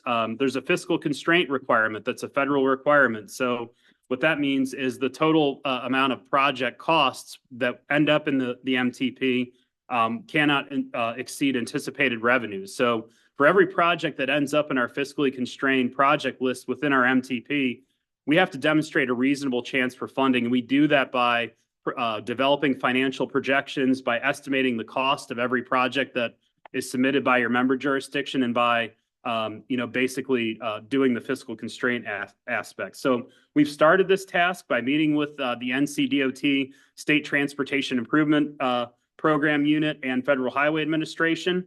We have some initial projections that we're working on, and this will again be another topic that we'll be bringing to the board throughout the next couple of months, and we will be asking for the CRTPO board to endorse these final financial projections before we start the project ranking process. The last thing I want to make you all aware of is the State of the Region workshop. This is something new that we're doing with the CRTPO board and the TCC. We're intentionally doing it kind of early in the planning process for the MTP. And it's really to educate the CRTPO board on the role of land use scenario planning in the MTP. This is really looking at potential land use scenarios, how we envision our region to grow in terms of around transit, compact versus sprawl development, the impact of residents maybe working from home and not commuting 5 days a week. So we're going to look at some of the scenarios that we've developed in the 2050 and validate these with the CRTPO board and the TCC. And we have this scheduled for September 18th. So that's the night of the September board meeting. So we still need to talk to the CRTPO board leadership about when exactly we start that, but we really want to engage the CRTPO board in the development of this. So some of the next steps, again, action will be requested at the August meeting for the board to approve the goals and objectives. We're going to be holding the State of the Region workshop on September 18th. Late fall, we'll finalize the financial projections. December or January, we'll be opening the project submission window for 2055 candidate projects, and the TCC members will be submitting projects on behalf of your member jurisdictions. So I'm happy to take any questions that you have on the 2055 MTP. Yes, ma'am. I know all the people have engagement effects in William County. Do you know which municipalities you're going to conduct them in? In terms of the equity focus groups, we're still working through that process, but once we have the list of communities that we're going to engage with, we can definitely share that with the board. And if you feel like you would like to have an equity focus group within your community, please let me know, and I'll convey that to the consultants that we're working with to schedule these meetings. Secondly, it said Union County, Marvin, and Waxhaw have got resolutions requesting this action. So those are 3 different resolutions, because it's confusing because Marvin and Waxhaw are in Union County. Those 3 different resolutions. That may be referring to the next agenda item, but I'm not entirely sure. What's on the next? Right, other questions for Neil or information? Great. Well, we'll see you again in August for this. Right. Super. Moving on to agenda item 12. Union County Comprehensive Transportation Plan pedestrian map amendments. Bjorn's here. All right.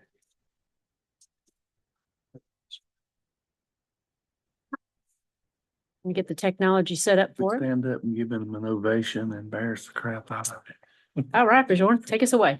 Evening, Madam Chair, members of the board. My name is Bjorn Hansen. I work for Union County as a long-range planner, and I'm coordinating a series of amendments that are proposed to change the sidewalk map as a part of the comprehensive transportation plan in unincorporated Union County, as well as segments in Marvin and Waxhaw to help with coordinating future development for where we would and would not require sidewalks.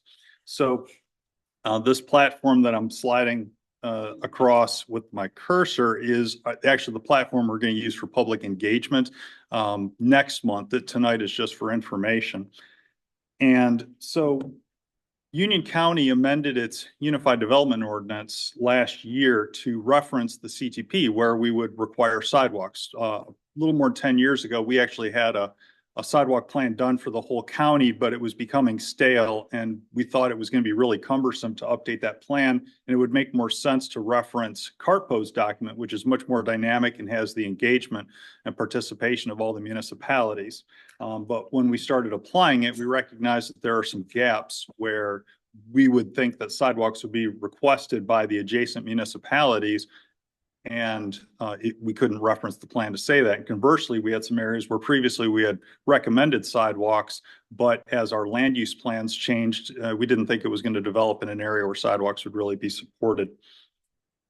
So we reference the CTP, MTP, and TIP process. We recognize that in Union County, most of our sidewalks are going to be built as a byproduct of the development process, but we reference the CTP when STIP projects come along or bridge replacements, and we make recommendations to have sidewalks included on certain roads consistent with these plans. So this is the actual map that is most important. It shows all the changes, and it's a dynamic map. So I'm going to go out to the whole county. Obviously, not all of Union County is in CRTPO. The areas in green, which are mainly in the western portions, but there is a portion up near Mint Hill and Fairview, is in green, and those are recommended to be additions. Those connect the towns where they would have sidewalk recommendations, and that way it makes a more continuous corridor. You see Waxhaw Marvin Road, you have Crane Road, Bonds Grove, and then short segments on the west side of Waxhaw.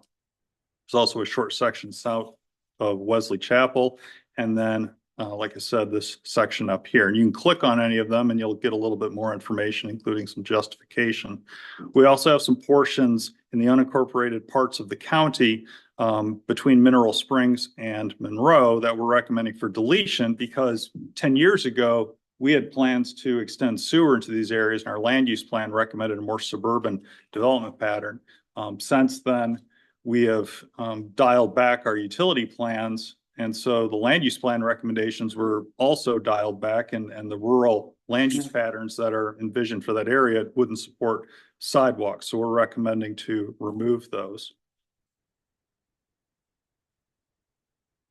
Now, this is the flyer that is going to be used as part of a postcard that would go to all affected property owners along these corridors. There's several hundred properties that we'd be mailing these to explain the process that it runs August 22nd through September 22nd, pending approval by the board in August. And then we will review the comments, see if there's any changes that we need to make to our recommendations. And once we finalize that, we would bring it back to this body in hopefully November and then in December for action. And so we hyperlink to the TCC and the board for the agenda packets. And then this is the form we use to collect their input. Are the proposed segments an improvement? Do you have any specific comments? Are there any deletions and improvement? Are you directly affected? And then they can put their dots on the map to show specifically where their comments are. including background information such as gender, age, ethnicity, and if they want to be included as a part of the process, because this is just the input. Ultimately, it's going to be Union County, Waxhaw, and Marvin through their boards to make the decision of whether these modifications are appropriate or not, and then it'll go to the board for consideration of adoption. We have staff contact information in here, and this is the platform that we're using. But we will use social media posts. We will send flyers to targeted community groups in the area. We'll be available to present, but otherwise it'll be essentially online in terms of how the information is collected. So I'm happy to answer any questions you may have or any feedback you may have on it to make it better. But otherwise, this will be coming back in August for opening the comment period. Any questions for Mr. Hanson? Mark? I'd just like to add a comment to that. These areas that Bjorn's talking about is extremely rural, and they also have a lot of farming in those areas. And I was educated earlier this week that once you require the sidewalk to be built, I guess, what would we say, Bjorn, a state road or a state maintained road? The state does not maintain these sidewalks, therefore, if it's in a municipality, they're required to. If it's in the county would have to figure it out. So when you're putting sidewalks in these very rural areas that have farming and somebody meets a combine coming down the road, the combine has no choice but to move over on these areas. And I felt like that they would put extra burden on the taxpayers of the county to pursue this at this time. Okay. Great feedback. Other questions, comments? All right. Would anybody be opposed to us putting this on consent next month? In the consent agenda, if I can get, anybody have any problem with that? Okay, great. We'll put that on the consent agenda. Thank you, ma'am. Save you a trip next month. Thank you. All right, moving on, item number 13, NCDOT functional classification change request, and Theo, there he is. Okay, yep. Theo with Division 10 is going to help us with that. Thank you. My name is Theo Gate. I'm the Division Planning Engineer with NCDOT Division 10.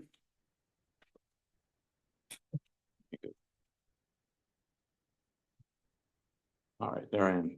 And tonight, just going to do a brief presentation on a functional class change request for Caldwell Road and Back Creek Church Road in Mecklenburg County. Overview, what is a functional classification? It's the process by which the Federal Highway Administration and NCDOT group roads into different classes based on their intended purposes. Here are the classes and some examples. You have interstates, freeways, principal and minor arterials, as well as major and minor collectors and local roads. NCDOT's Transportation Planning Division, they're responsible for processing any updates to the federal function classification system. They're responsible for sending those to Federal Highway. And just some more explanation, local roads are your neighborhood roads. They provide little or no through movement. Collector roads, those are the roads. They provide shorter trips at lower speeds, help you get to the high-speed arterials such as NC, US routes, or interstates. And the reason for this request is the neighboring MPO Cabarrus Rowan to the northeast. They requested that Caldwell Road and Tom Query Road be reclassified from local to minor based on increased traffic volumes in that area. And to stay consistent, we're requesting those roads be reclassified in Mecklenburg County. Those roads, they cross over the county line. So just do the same reclassification here, as well as add these roads to the federal aid system. Here is a map of the area. This dashed line, that's the county line, Mecklenburg to the west, Cabarrus to the east. So Cabarrus Rowan, they reclassified Caldwell Road here from local to minor collector, as well as Tom Query Road. So this request will just carry that reclassification down Caldwell Road, as well as reclassify Back Creek Church Road. You can see the traffic volumes on the map there, and This is a fast-growing area with the university over here, as well as downtown Harrisburg. There's new subdivision and mixed-use development in the area. And that's a summary of the request. I'll take any questions if anybody has any. Any questions? For Theo? Right. My question would be, anybody opposed to this being on consent agenda next month? Right, okay, we'll put that on consent agenda. All right, moving right along. Item number 14, Beyond 77 Coalition update. And Kendall Clanton. Take it away. Good evening, everyone. Kendall Clanton, CRTPO. I'll be providing an update on the Beyond 77 Coalition. First, I'll give a brief background on Beyond 77, talk about how the coalition idea came to be, the proposed coalition structure, and lastly, a look ahead. The Beyond 77 study took place from September 2019 to January 2022. The goal of the study was to identify innovative ideas and to generate comprehensive recommendations with an immediate to long-term vision in mind. The CRTPO board adopted this study in January of 2022. Lastly, the study focused on the operations of the network surrounding the I-77 corridor. After the adoption of the study, we assembled a task force to guide us through the mobilization phase. Over the course of 18 months, we held 8 meetings, and during those meetings, the task force ranked and prioritized 26 recommendations. The creation of the coalition was tied for first place. The coalition aims to form a partnership between our local jurisdictions and partner organizations to implement Beyond 77 recommendations. Here is the proposed coalition structure. Starting from the top, we have the executive committee. This committee will be made up of board member jurisdictions in the I-77 corridor, and their main responsibilities will be leading the alternative funding conversation and making recommendations on these strategies and solutions. Next, we have the advisory committee. This will be made up of TCC member jurisdictions in the I-77 corridor, and they will primarily work with CRTPO staff to prioritize which recommendations are shown to the executive committee. Next, we have the focus group. Any material that will be shown to the executive committee will be reviewed by this body first. The members of the focus group are Lisa Qualls, Tony Lathrop, Dr. Mike Miltich, and Michael Johnson. Lastly, we have the business representation. The membership for this is still underneath development, but they will provide input on specific topics. Here is the members list for the executive and advisory committees. If you see your board member role underneath the executive committee, we will be requesting your participation. At this time, we anticipate the executive committee will meet on a quarterly basis in a hybrid setting. Next steps, we will be back in August to request approval to advance this coalition structure. The Beyond 77 suit application, which houses the recommendations from the study, is moving to a new platform called Airtable. And lastly, we are finalizing a contract with Kittleson. They will be assisting us with our transit-related recommendations. Fastest one tonight. Any questions? We're gonna give you a, all right. Any questions? I'm not sure if they're clapping because the presentation was fabulous or it was short. I would go with the fabulous. Go with the fabulous. Yes, yes.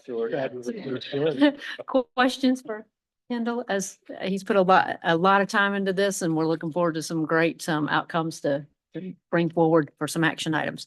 All right. We'll look forward to you in August. Okay, moving right along. We're almost to the end, guys. Thanks for hanging in here. I know this was a long agenda again. So item 15, our CRTPO memorandum of understanding. After what I feel like has been 10 years of work, but maybe it's been only 2. We're finally to this what hopefully will be a wrap up point. So Neil, you want to bring us forward to where we are today? Sure. I'll start with the requested actions before the CRTPO board meeting, or before the CRTPO board tonight. And there are 4 of them. So I'll read these aloud. Action A, endorse revisions to the annual member jurisdiction cost share methodology.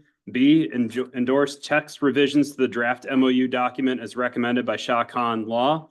C, endorse revisions to the weighted voting provision within the draft MOU, and D, endorse the MOU revisions approved by the CRTPO board, if they are approved by the CRTPO board and released for approval by member agency. So recapping the information that's been provided during the last two CRTPO board meetings regarding the MOU, in May 15th, Mujib and I conducted an information report regarding the revision of annual cost share calculation to pro rata share, that recommendation, as well as the recommendation of the technical revisions to the MOU. And at that time, the board members were encouraged to review proposed revisions and contact Mr. Shah Khan with questions or concerns. And then during the June 26th board meeting, information was provided to board members regarding the recommended MOU revision, the weighted vote outcomes between 2013 and 2024, and recommended cost share methodology. Once again, board members were encouraged to contact CRTPO leadership with concerns prior to this meeting. So what we're going to do now is I'm going to turn it over to Mr. Shah Khan. He's going to talk about the technical revisions to the MOU, and then I'll talk about the recommended cost share and the recommended weighted vote provision. So I'll turn it over to Mujib. Thank you, Neil. At the end of the night, it's always nice to have Neil as an opening act, and I hope it's been worth being the headliner on the bill, I guess. As we pointed out back, if you were at the May meeting, we talked about this process has been going on for a good solid year. And back in 2023, CRTPO staff worked with Stuart Pratt of the City Attorney's Office to start drafting technical changes to the MOU so that it complied with the proper statutory references in both federal law and state law, and more importantly, also complied with the current practices of CRTPO. So during the latest revision process, staff and I worked on those revisions. We believe they were all proper, made additional changes based on additional discussions that were held. Now, the technical revisions are going to be summarized, and there are other revisions on cost share methodology and weighted voting to be summarized in additional slides that Neil will talk about.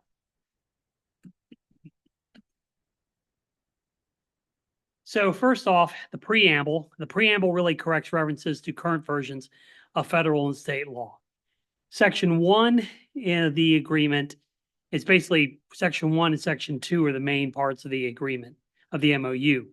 It modifies the terms to use Charlotte urban area in accordance with current practice, changes the term CRTPO to policy board in multiple instances to mirror the current practice, and that it also spells out the responsibilities of what CRTPO, mainly the staff, do to align with the current practice. So also in Section 1, the other changes include one that we wanted to make sure you're aware of, is it talks about how CRTPO works in cooperation with the MTC and CAS where mass transit projects are involved. It talks about the cooperation aspect of it, not that either side intends to interfere with anything, but it's more of a cooperative relationship, which reflects, again, what the current practice is. There's also a current clarification of the roles of municipalities when a project only goes through their municipality and what role the municipality plays in alignment decisions. Their municipality is part of others. It also clarifies what the TCC roles is, and that again reflects current practice. Section 1 also talks about changes to administrative coordination provided by Planning, Design, Development Department for the City of Charlotte, again reflecting current practice. And then the last set of changes are in Section 2. It's concerned with modifications related to the termination of the MOU. If there's a termination by any party, sort of what happens. It also addresses expansion of planning areas caused by annexations. Now, in a lot of ways, there aren't going to be significant annexations these days, but there are still some areas where annexations take place, obviously.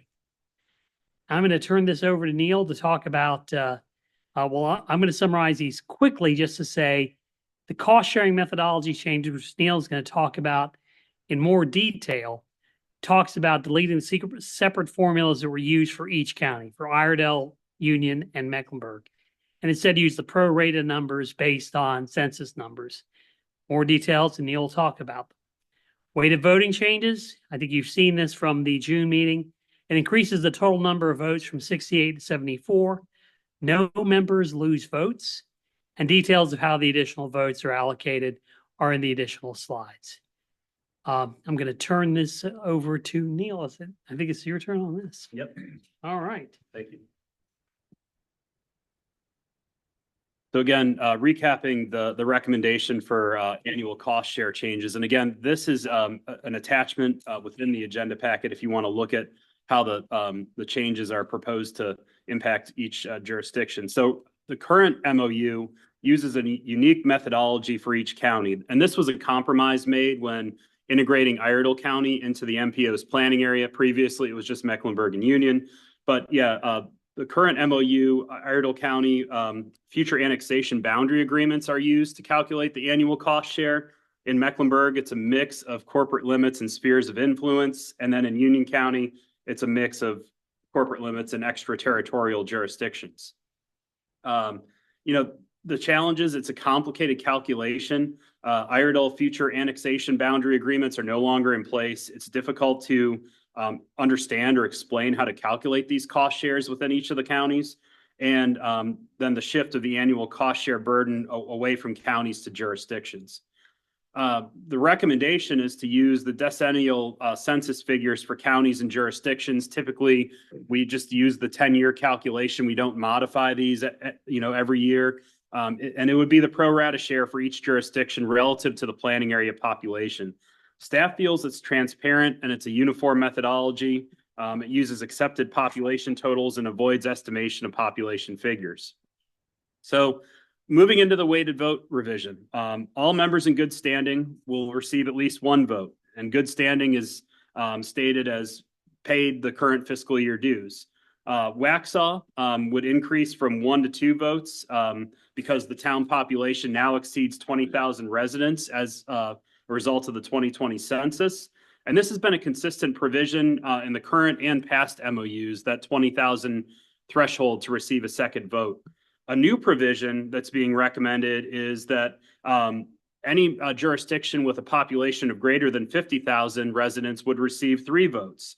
And that would be Huntersville, Mooresville, and the 3 counties. And in the 3 counties, this is the population outside of the municipal boundary. There's still 50,000 residents, outside of the municipal boundaries in our 3 counties. So the total weighted vote would increase with those changes from what it is today at 68 to 74 with the proposed revisions. And Charlotte would remain at 31 votes. Charlotte's percentage of the total weighted vote would decrease by 3%. So what that means is that would require a few different jurisdictions, but depending on the weight of their vote to carry a motion that involves Charlotte. Following the CRTPO board approval, the revised MOU is circulated for signatures for all member jurisdictions' elected bodies. And then to finalize an updated MOU, the governor must execute the revised MOU before it can be submitted to the Federal Highway Administration to be considered the current MOU. One slide that is missing in here is the provision for revisions to the MOU. Most of our votes just require a simple majority, meaning 51% of the 68. But any revisions to the MOU and any revisions to the action required here require a supermajority. That's why board leadership was reaching out to all of our jurisdictions to make sure we could ensure good attendance tonight. And as of right now, we have 60 of the 68 votes. So we are still at a supermajority to be able to take action on these 4 action items. So I'll stop there and see if there are any questions for Mujib or myself. Great, let's open for questions. Comments? That's it. Thing, so, but I'm not sure where where it is. I guess I shouldn't have had those tacos for dinner. I don't really have any concerns about the technical aspects or the cost sharing, et cetera.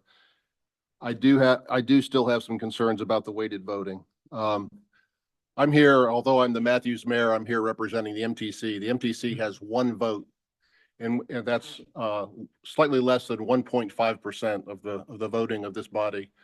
And with adding the additional votes, it goes down to like 1.3 or something. So it's just inconsequential. I think the MTC, since they're a partner of CRTPO, should have more than 1 vote. Otherwise, it's becoming almost insignificant. Secondly, I know that it was brought up in the working group that considered this, but although I think we all have a very good relationship with Councilman Driggs and we're blessed to have him on this committee, we're not guaranteed that he will always have that seat. And I have a little bit of concern about having one member having a sledgehammer with 31 votes.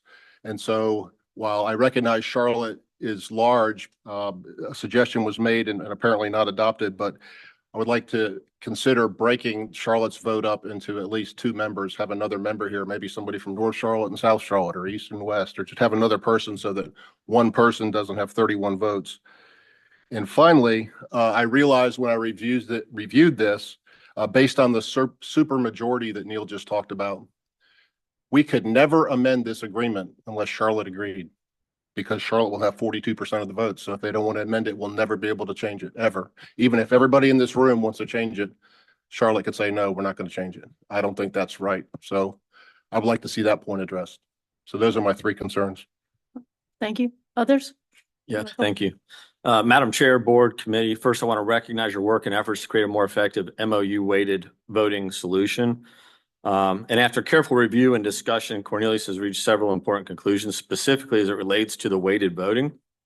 The current system may pressure the smaller municipalities to align with Charlotte, the heavily dominant party, potentially leading to symbolic rather than genuine votes. These unintended consequences of underrepresentation could undermine our mission and vision of the CRTPO. Our mission in CRTPO emphasizes leadership and collaboration. However, when members feel their input is irrelevant, engagement naturally decreases, eroding the very collaboration we seek to foster. At worst, it could reduce buy-in and even breed distrust. Our CRTPO vision calls for a connected and equitable transportation system, yet the current structure risks creating a system that doesn't equally serve all regions, contradicting our commitment to equity and holistic planning. Given these concerns, I move to return the issue to the committee for further review. If approved, I'd like to offer the committee a weighted voting option to consider.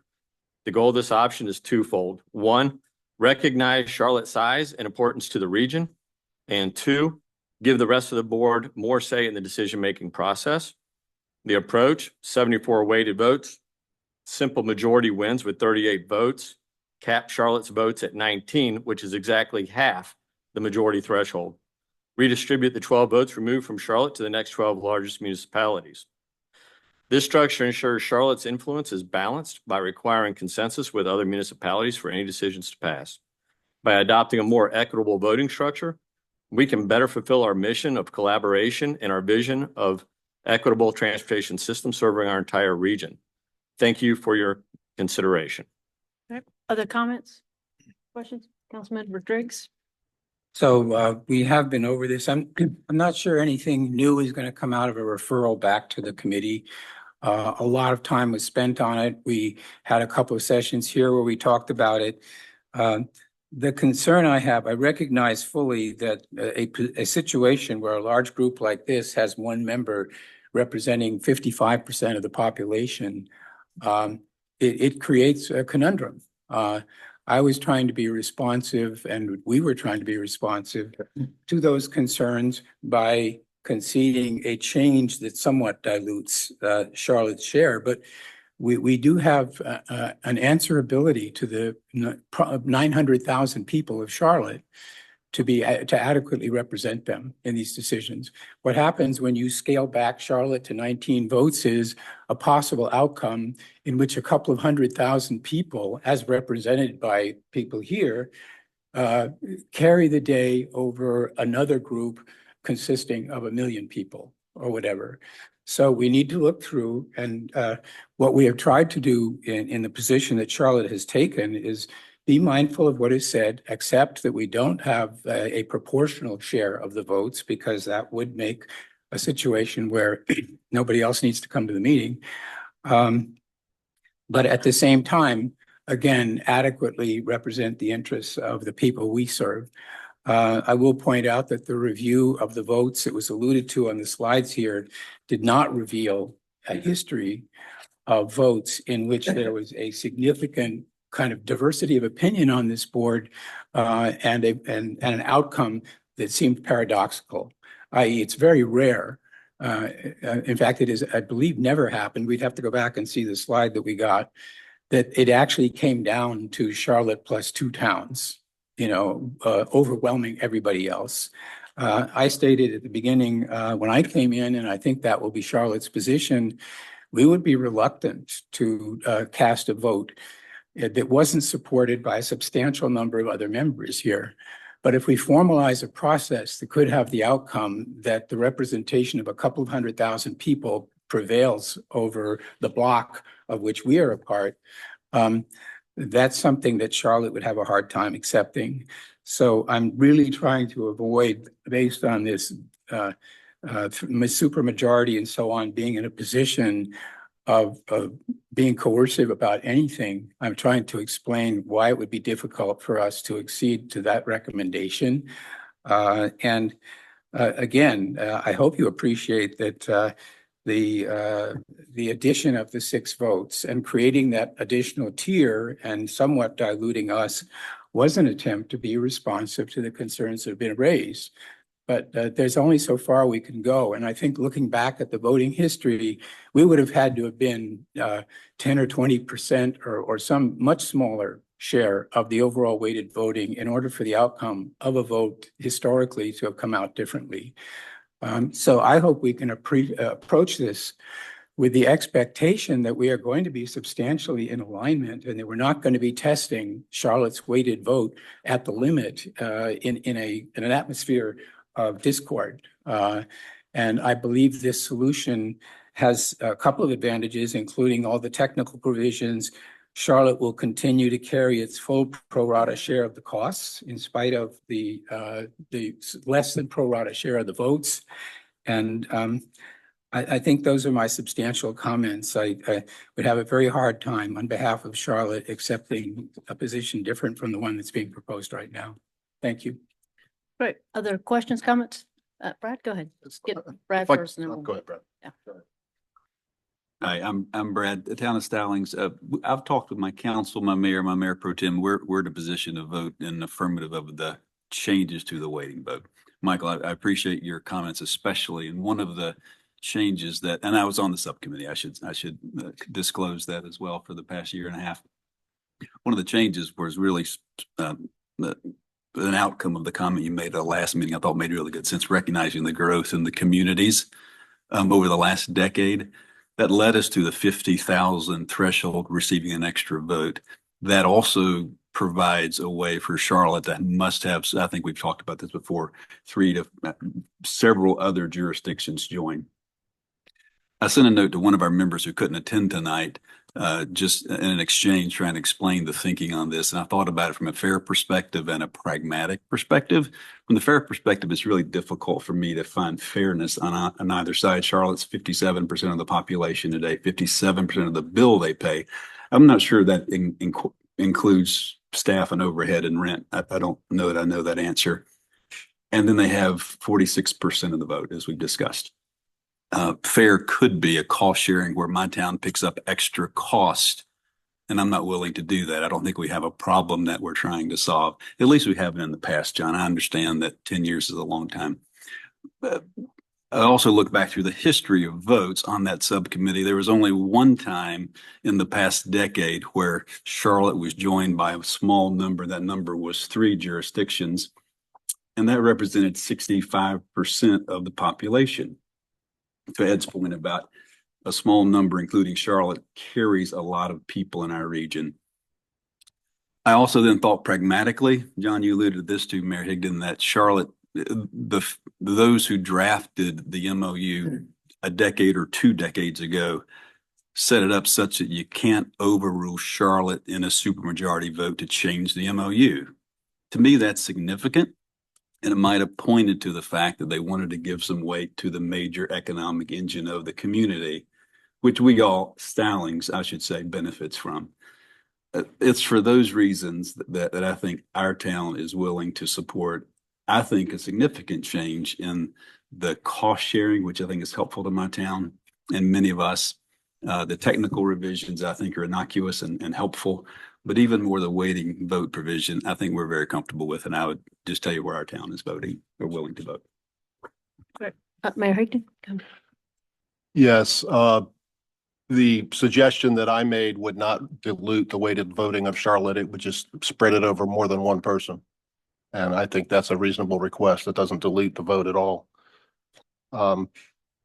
And secondly, I cannot support this if we can never change this revision ever unless Charlotte agrees with it. I think that's a little heavy-handed. So I could support this if we added another member to represent Charlotte and split their votes in half. And if there was some sort of provision that allowed if a substantial majority of people in this room wanted to change the memo of understanding, I don't think we should be beholden to Charlotte to cannot do it unless Charlotte agrees. That seems, again, heavy-handed. The comments, questions? Yes.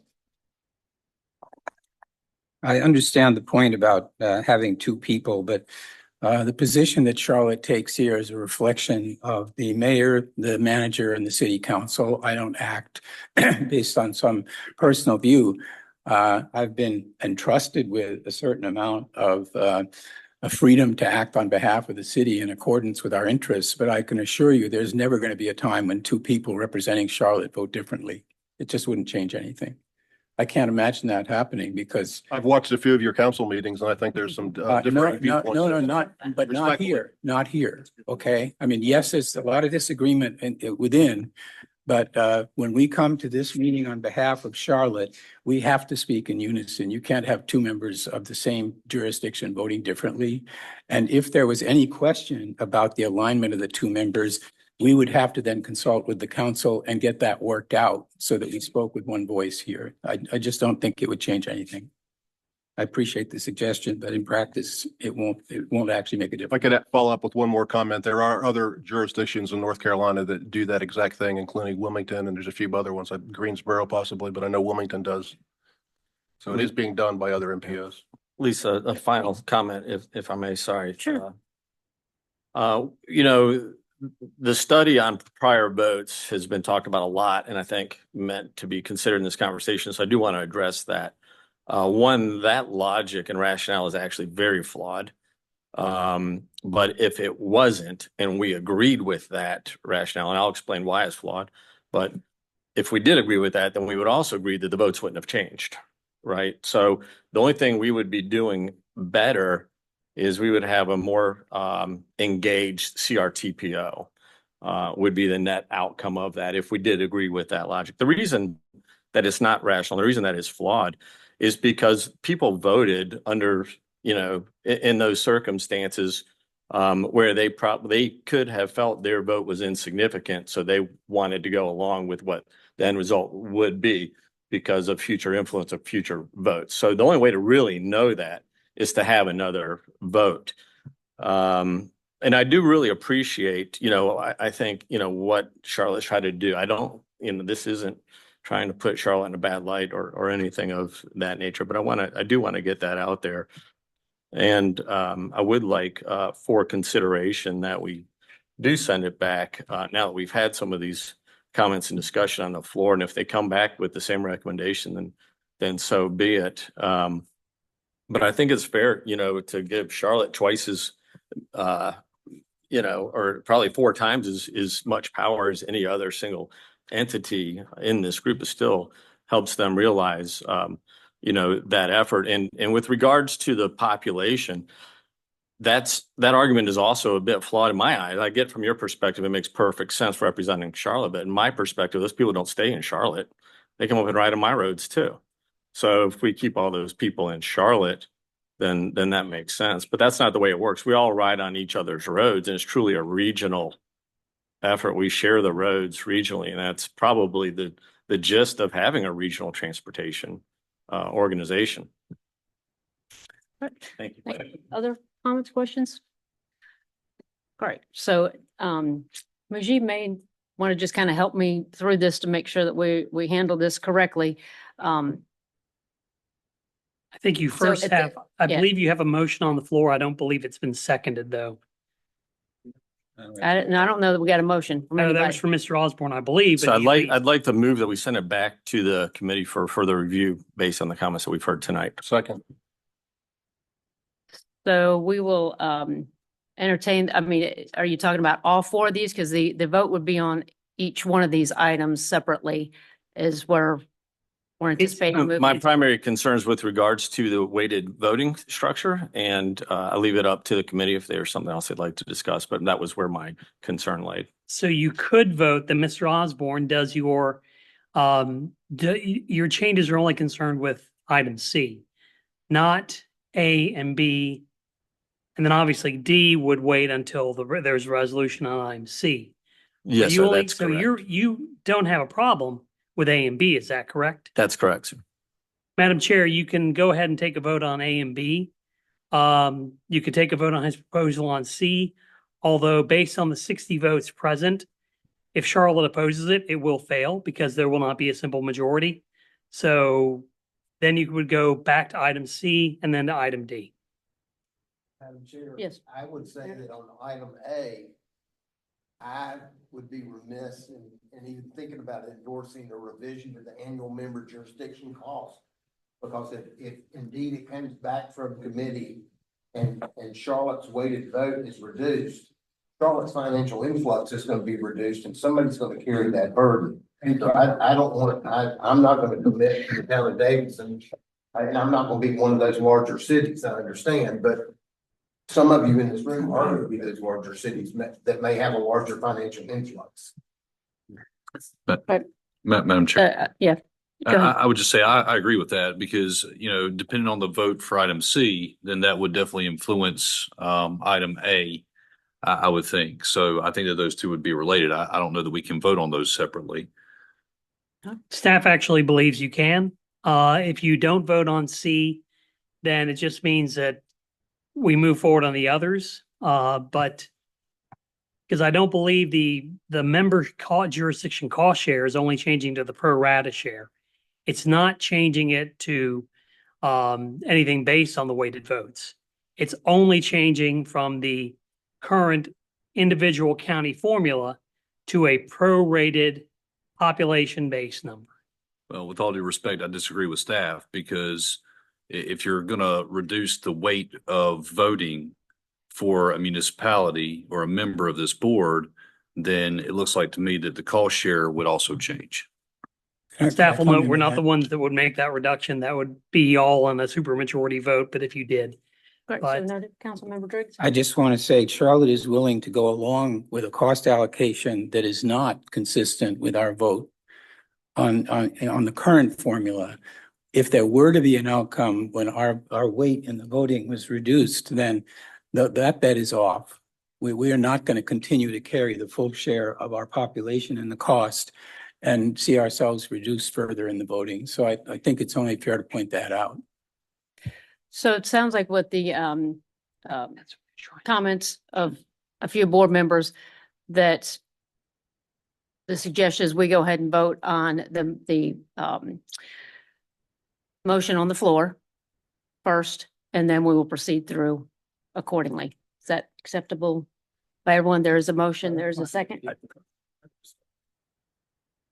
Well, right now his motion is to send back to the committee basically on C.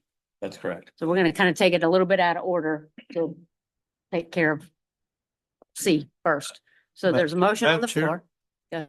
I'm just a little bit confused because we're kind of going around in a circle here because if we vote on A, if Charlotte wants it, it's done or not because of the way it sits today, the way it sits right now. So this is almost, to everyone's point, it's almost it's a moot point. I mean, we really, and again, I agree. There's some points that I agree with all of it. To me, it almost sounds like all of this needs to go back. So let me go ahead. With and with the recommendations that are out there, to include coming back, when they come back to us, it would be with all of the options that they address, that they put forth and say, okay, these are the options that we considered. This is the option that we actually, that we're going to go move forward with. Because if we go to a vote now, it's doesn't really matter. And thank you for that. Just having been on, myself and Brad were on the committee that, again, this has been going on for 2 years. And we through the committee, brought back recommendations earlier this year. This board heard those recommendations. We've gone through them in May, June, and we asked in May and June for board members to respond to the information. We got no comments. Mujib, did you get anybody that called you? No. Okay, With all due respect. let me finish, please. Okay, sorry. So we got no comments. Now we're here to the 11th minute, and to put this to rest one way or the other, we can do nothing and continue on the way it is. But if we're going back to the committee again, it will come back in 30 days because this has gone on and it is counterproductive for this board and it is, contentious. Everybody wants a different vote. We've gone through all of the measures. Yes, it does get down to if Charlotte doesn't want to make a change, then there is no change. You're exactly And right. again, I wasn't pointing out, I'm just saying, just the elephant in the room here is the fact that when we go to vote on any of this to either way, up or down, it's. Right. Okay. So there is a motion on the floor.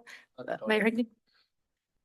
Commissioner Renee Garner was on your task group and brought forth many of these ideas. So Matthews did make these comments, at least to the task group. And I also have had separate conversations with Councilman Driggs on the same issue. So saying that these issues weren't discussed previously is not true.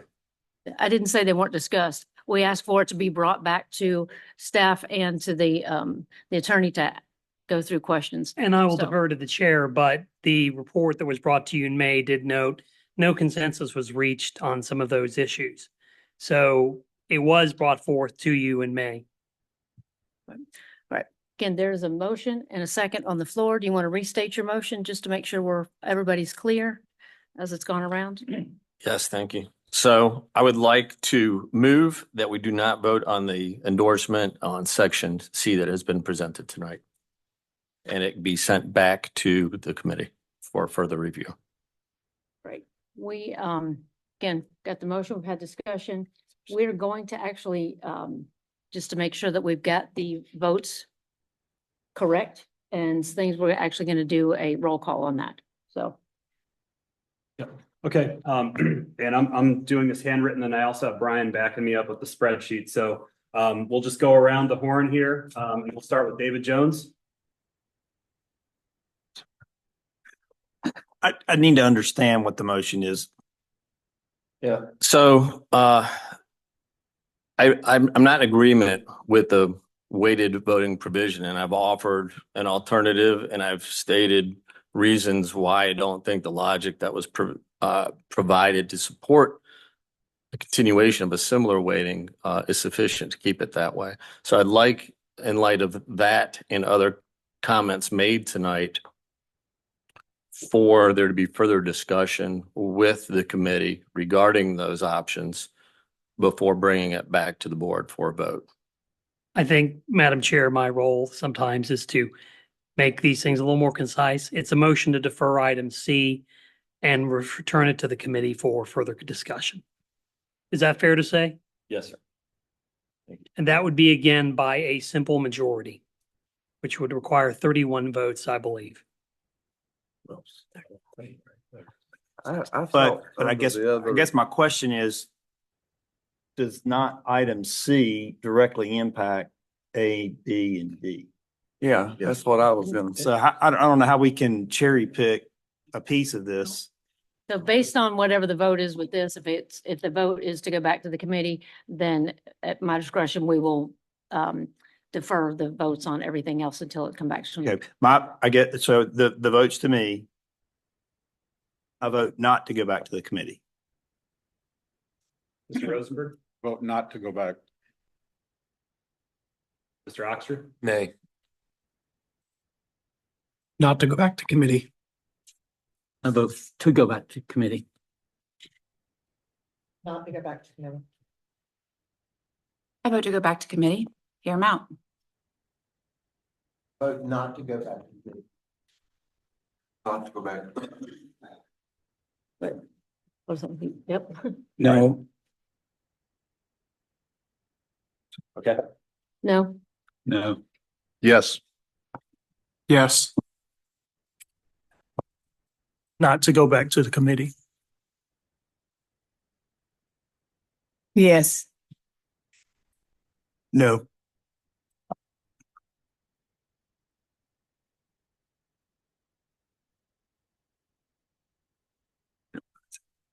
they're non-voting, so Oh. Yeah. To you, Jamie.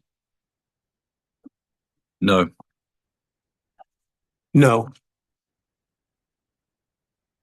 Take a minute for the tallying of that. I'm just going to confer with Brian real quick because I don't think you need to count.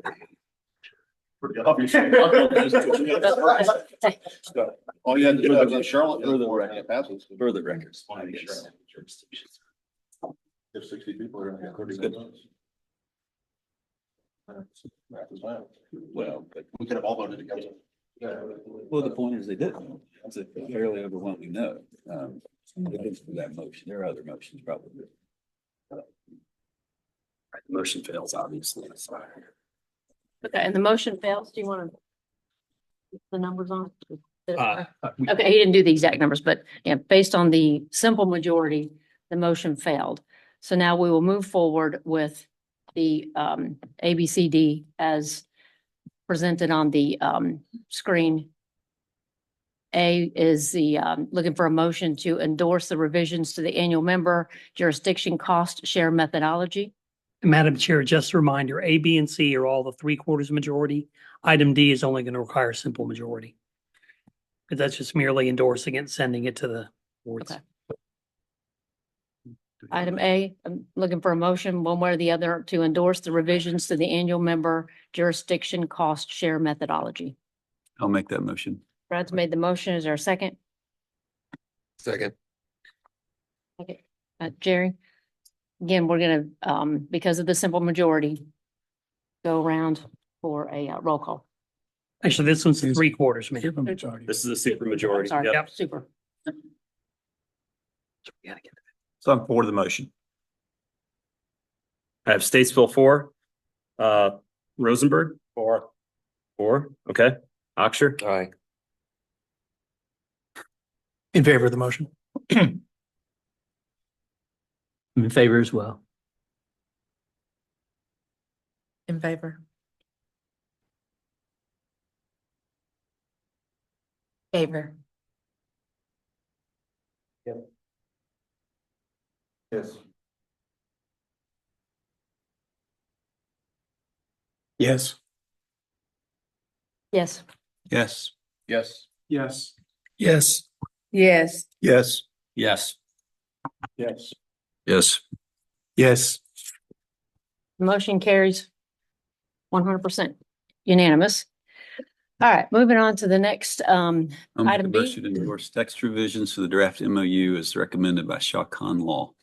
We've got a motion. Is there a second? Second. Second. All right, What's the second on that again? Mr. Brooks. Okay, thank you. From intro.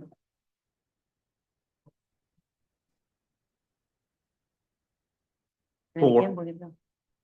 4. Aye. Aye. 4. Yes. Yes. Yes. Yes. Yes. Yes. Yes. Yes. Yes. Yes. Yes. Yes. Yes. Yes. Aye. Aye. She's getting pretty good at this. Motion carries unanimously. Item C, endorse the revisions to the weighted voting provision within the draft MOU. Looking for a motion? I'll make that motion as well, Madam Chair. Brad's made the motion. Is there a second? I second. Second? Question. So as population increases in a municipality, will the weighted vote or the number of votes change? So the way we have done this in the past is when we set the MOU, it's based upon the population figures from that particular census. So the current MOU is based upon the 2013 population. We haven't adjusted that, as the years go on, primarily due to the cost share, we want to keep your budgetary process consistent. And I'm not entirely sure if any jurisdictions would cross the threshold that were, well, at least in the past, crossing the threshold from 1 to 2 votes. And that's 50,000? Well, 1 to 2 votes, that's 20,000 in the current MOU. The new provision suggests a second provision that any jurisdiction over 50 would get 3 votes. Did that answer your question? I think your question may also be, is it automatic? No, it would have to be revised at the next time the MOU is revised. Well, hopefully many of us will be retired by then, but at the very least, probably 2021, 2031. We have a motion and a second, and so we'll go through the roll call again. 4. Aye. Aye. 4. Yes. Yes. Yes. Yes. Yes. Yes. Yes. No. No. Yes. Yes. Yes. No. Yes. Aye. So the jurisdictions I have voting no are MTC, Matthews, and Cornelius. I want to look over to Brian and just verify that this motion is carried. Double checking that. Yes, it does. Moving on to item D, endorsement of the MOU revisions approved by the CRTPO board and release it for approval by the member agencies. And Madam Chair, just a reminder, that's a simple majority only, not the 3/4. Right. Mayor Becker's made the motion. Brian's got the second. I don't think we need a roll call on this. All those in favor say aye. Aye. Anybody opposed? Motion carries. All right, I know that was a lot of sausage making, but I appreciate everybody and their patience. We will move forward. Neil, what's on agenda for next month? All right. Anything? Awesome. The August 21st CRTPO board agenda will include the following action items. So we'll have 2 action items associated with P 7.0. We'll come back with the results of the public comment period that will start tomorrow. And the action before the board will be to approve the regional impact local point assignments for P7. And then the second action will be to endorse the priority of existing and committed projects for P 7.0. We'll have action requested for the 2055 MTP to approve the goals and objectives. Action for Title VI and LEP to approve the opening of a public comment period on the updated plan. And then 2 items on consent, but they're still action items. The Union County CTP amendments to open a public comment period, as well as consent for the NCDOT functional class revisions. And then one last action item on Beyond 77 to endorse the advancement of a coalition. We have one information report that's known at this point is the NCDOT I-77 corridor update. And then I have 2 quick announcements. Obviously, the public comment period for P7 local input point assignments will start tomorrow. We'll issue a media release tomorrow morning. The draft lists and interactive maps, as well as PDF maps, will be on our website. So all of your PIOs, you all will get that media release, your staff. Please help us because of that short public comment period and getting the word out. If you need any of our help explaining questions you all may have about the process, contact Travis Johnson or myself. And then a reminder about the State of the Region workshop prior to the CRTPO board meeting on September 18th. This is associated with the 2055 Metropolitan Transportation Plan. And then just to note, something new in your agenda packet, we're going to start doing NCDOT Division 10 and 12 are giving us project updates about active projects that are either under right-of-way or construction. So you'll find those towards the end of your agenda packets. And something new starting in August is we'll have a standing item towards the end of the agenda where both Brett Knipe and Mark Stafford or their designee can give brief updates about some of these projects or take questions about projects that are in those packets. So please look out for those lists about active projects. And that's all I have, Madam Chair. Great. And one real quick thing, Brett Knipe's going to give us a quick couple comments. The pressure's on that you are the last thing that that's holding everybody up from getting out on our roads. So. All right, thank you, Madam Chair. I will try to be quick. I wanted to follow back up with you guys. After last month's presentation, we had a lot of questions from this group, and so we tried to assemble some responses to those questions. I was able to send that out to Neil yesterday, and he forwarded that right along. I'm sure there's going to be some dialogue back and forth after you have a chance to take all that in. But the whole point of that is we want to continue to maintain our partnership with this organization. And we do want to have that ongoing dialogue as we continue to work through this process. So just a reminder of what we were talking about, this group asked NCDOT to conduct this comparative analysis that we've been working through related to I-77 South. That's comparing the P3 version of that project delivery versus the public version. And a lot of things y'all heard from Gail tonight related to that process. That's what we've been describing. It includes things like that value for money analysis that was discussed. And really, what do these two versions of project delivery look like? Okay. And so we came back last month. We had preliminary findings for what we were calling the base case, that being the publicly delivered option as a base case compared to the P3 delivery. And so we're going to be making refinements to that. We're having to, look under all the rocks that are out there to try to find ways to reduce the project scope, reduce the project cost, and also look at ways to potentially increase revenue. I discussed that in some of the presentation last month, and hopefully when we come back, we are trying to come back next month in August with the final results of that analysis. I can't say for sure if we're going to make that. We're going to work really hard to do that. But either way, we're going to be presenting those findings within the next couple of months. And just to remind everyone what we're asking for after that's complete and after we complete our dialogues, we would be asking for a recommendation from this board on which path to take versus P3 versus a public delivery of those two alternatives. And so thank you. That's all I had. Hope to see you back next month with some results on that. All right. Any other comments from the board? If not, I'll entertain a motion to adjourn. Everybody made that motion. Second. All in favor, say aye. Have a good day. Thank you.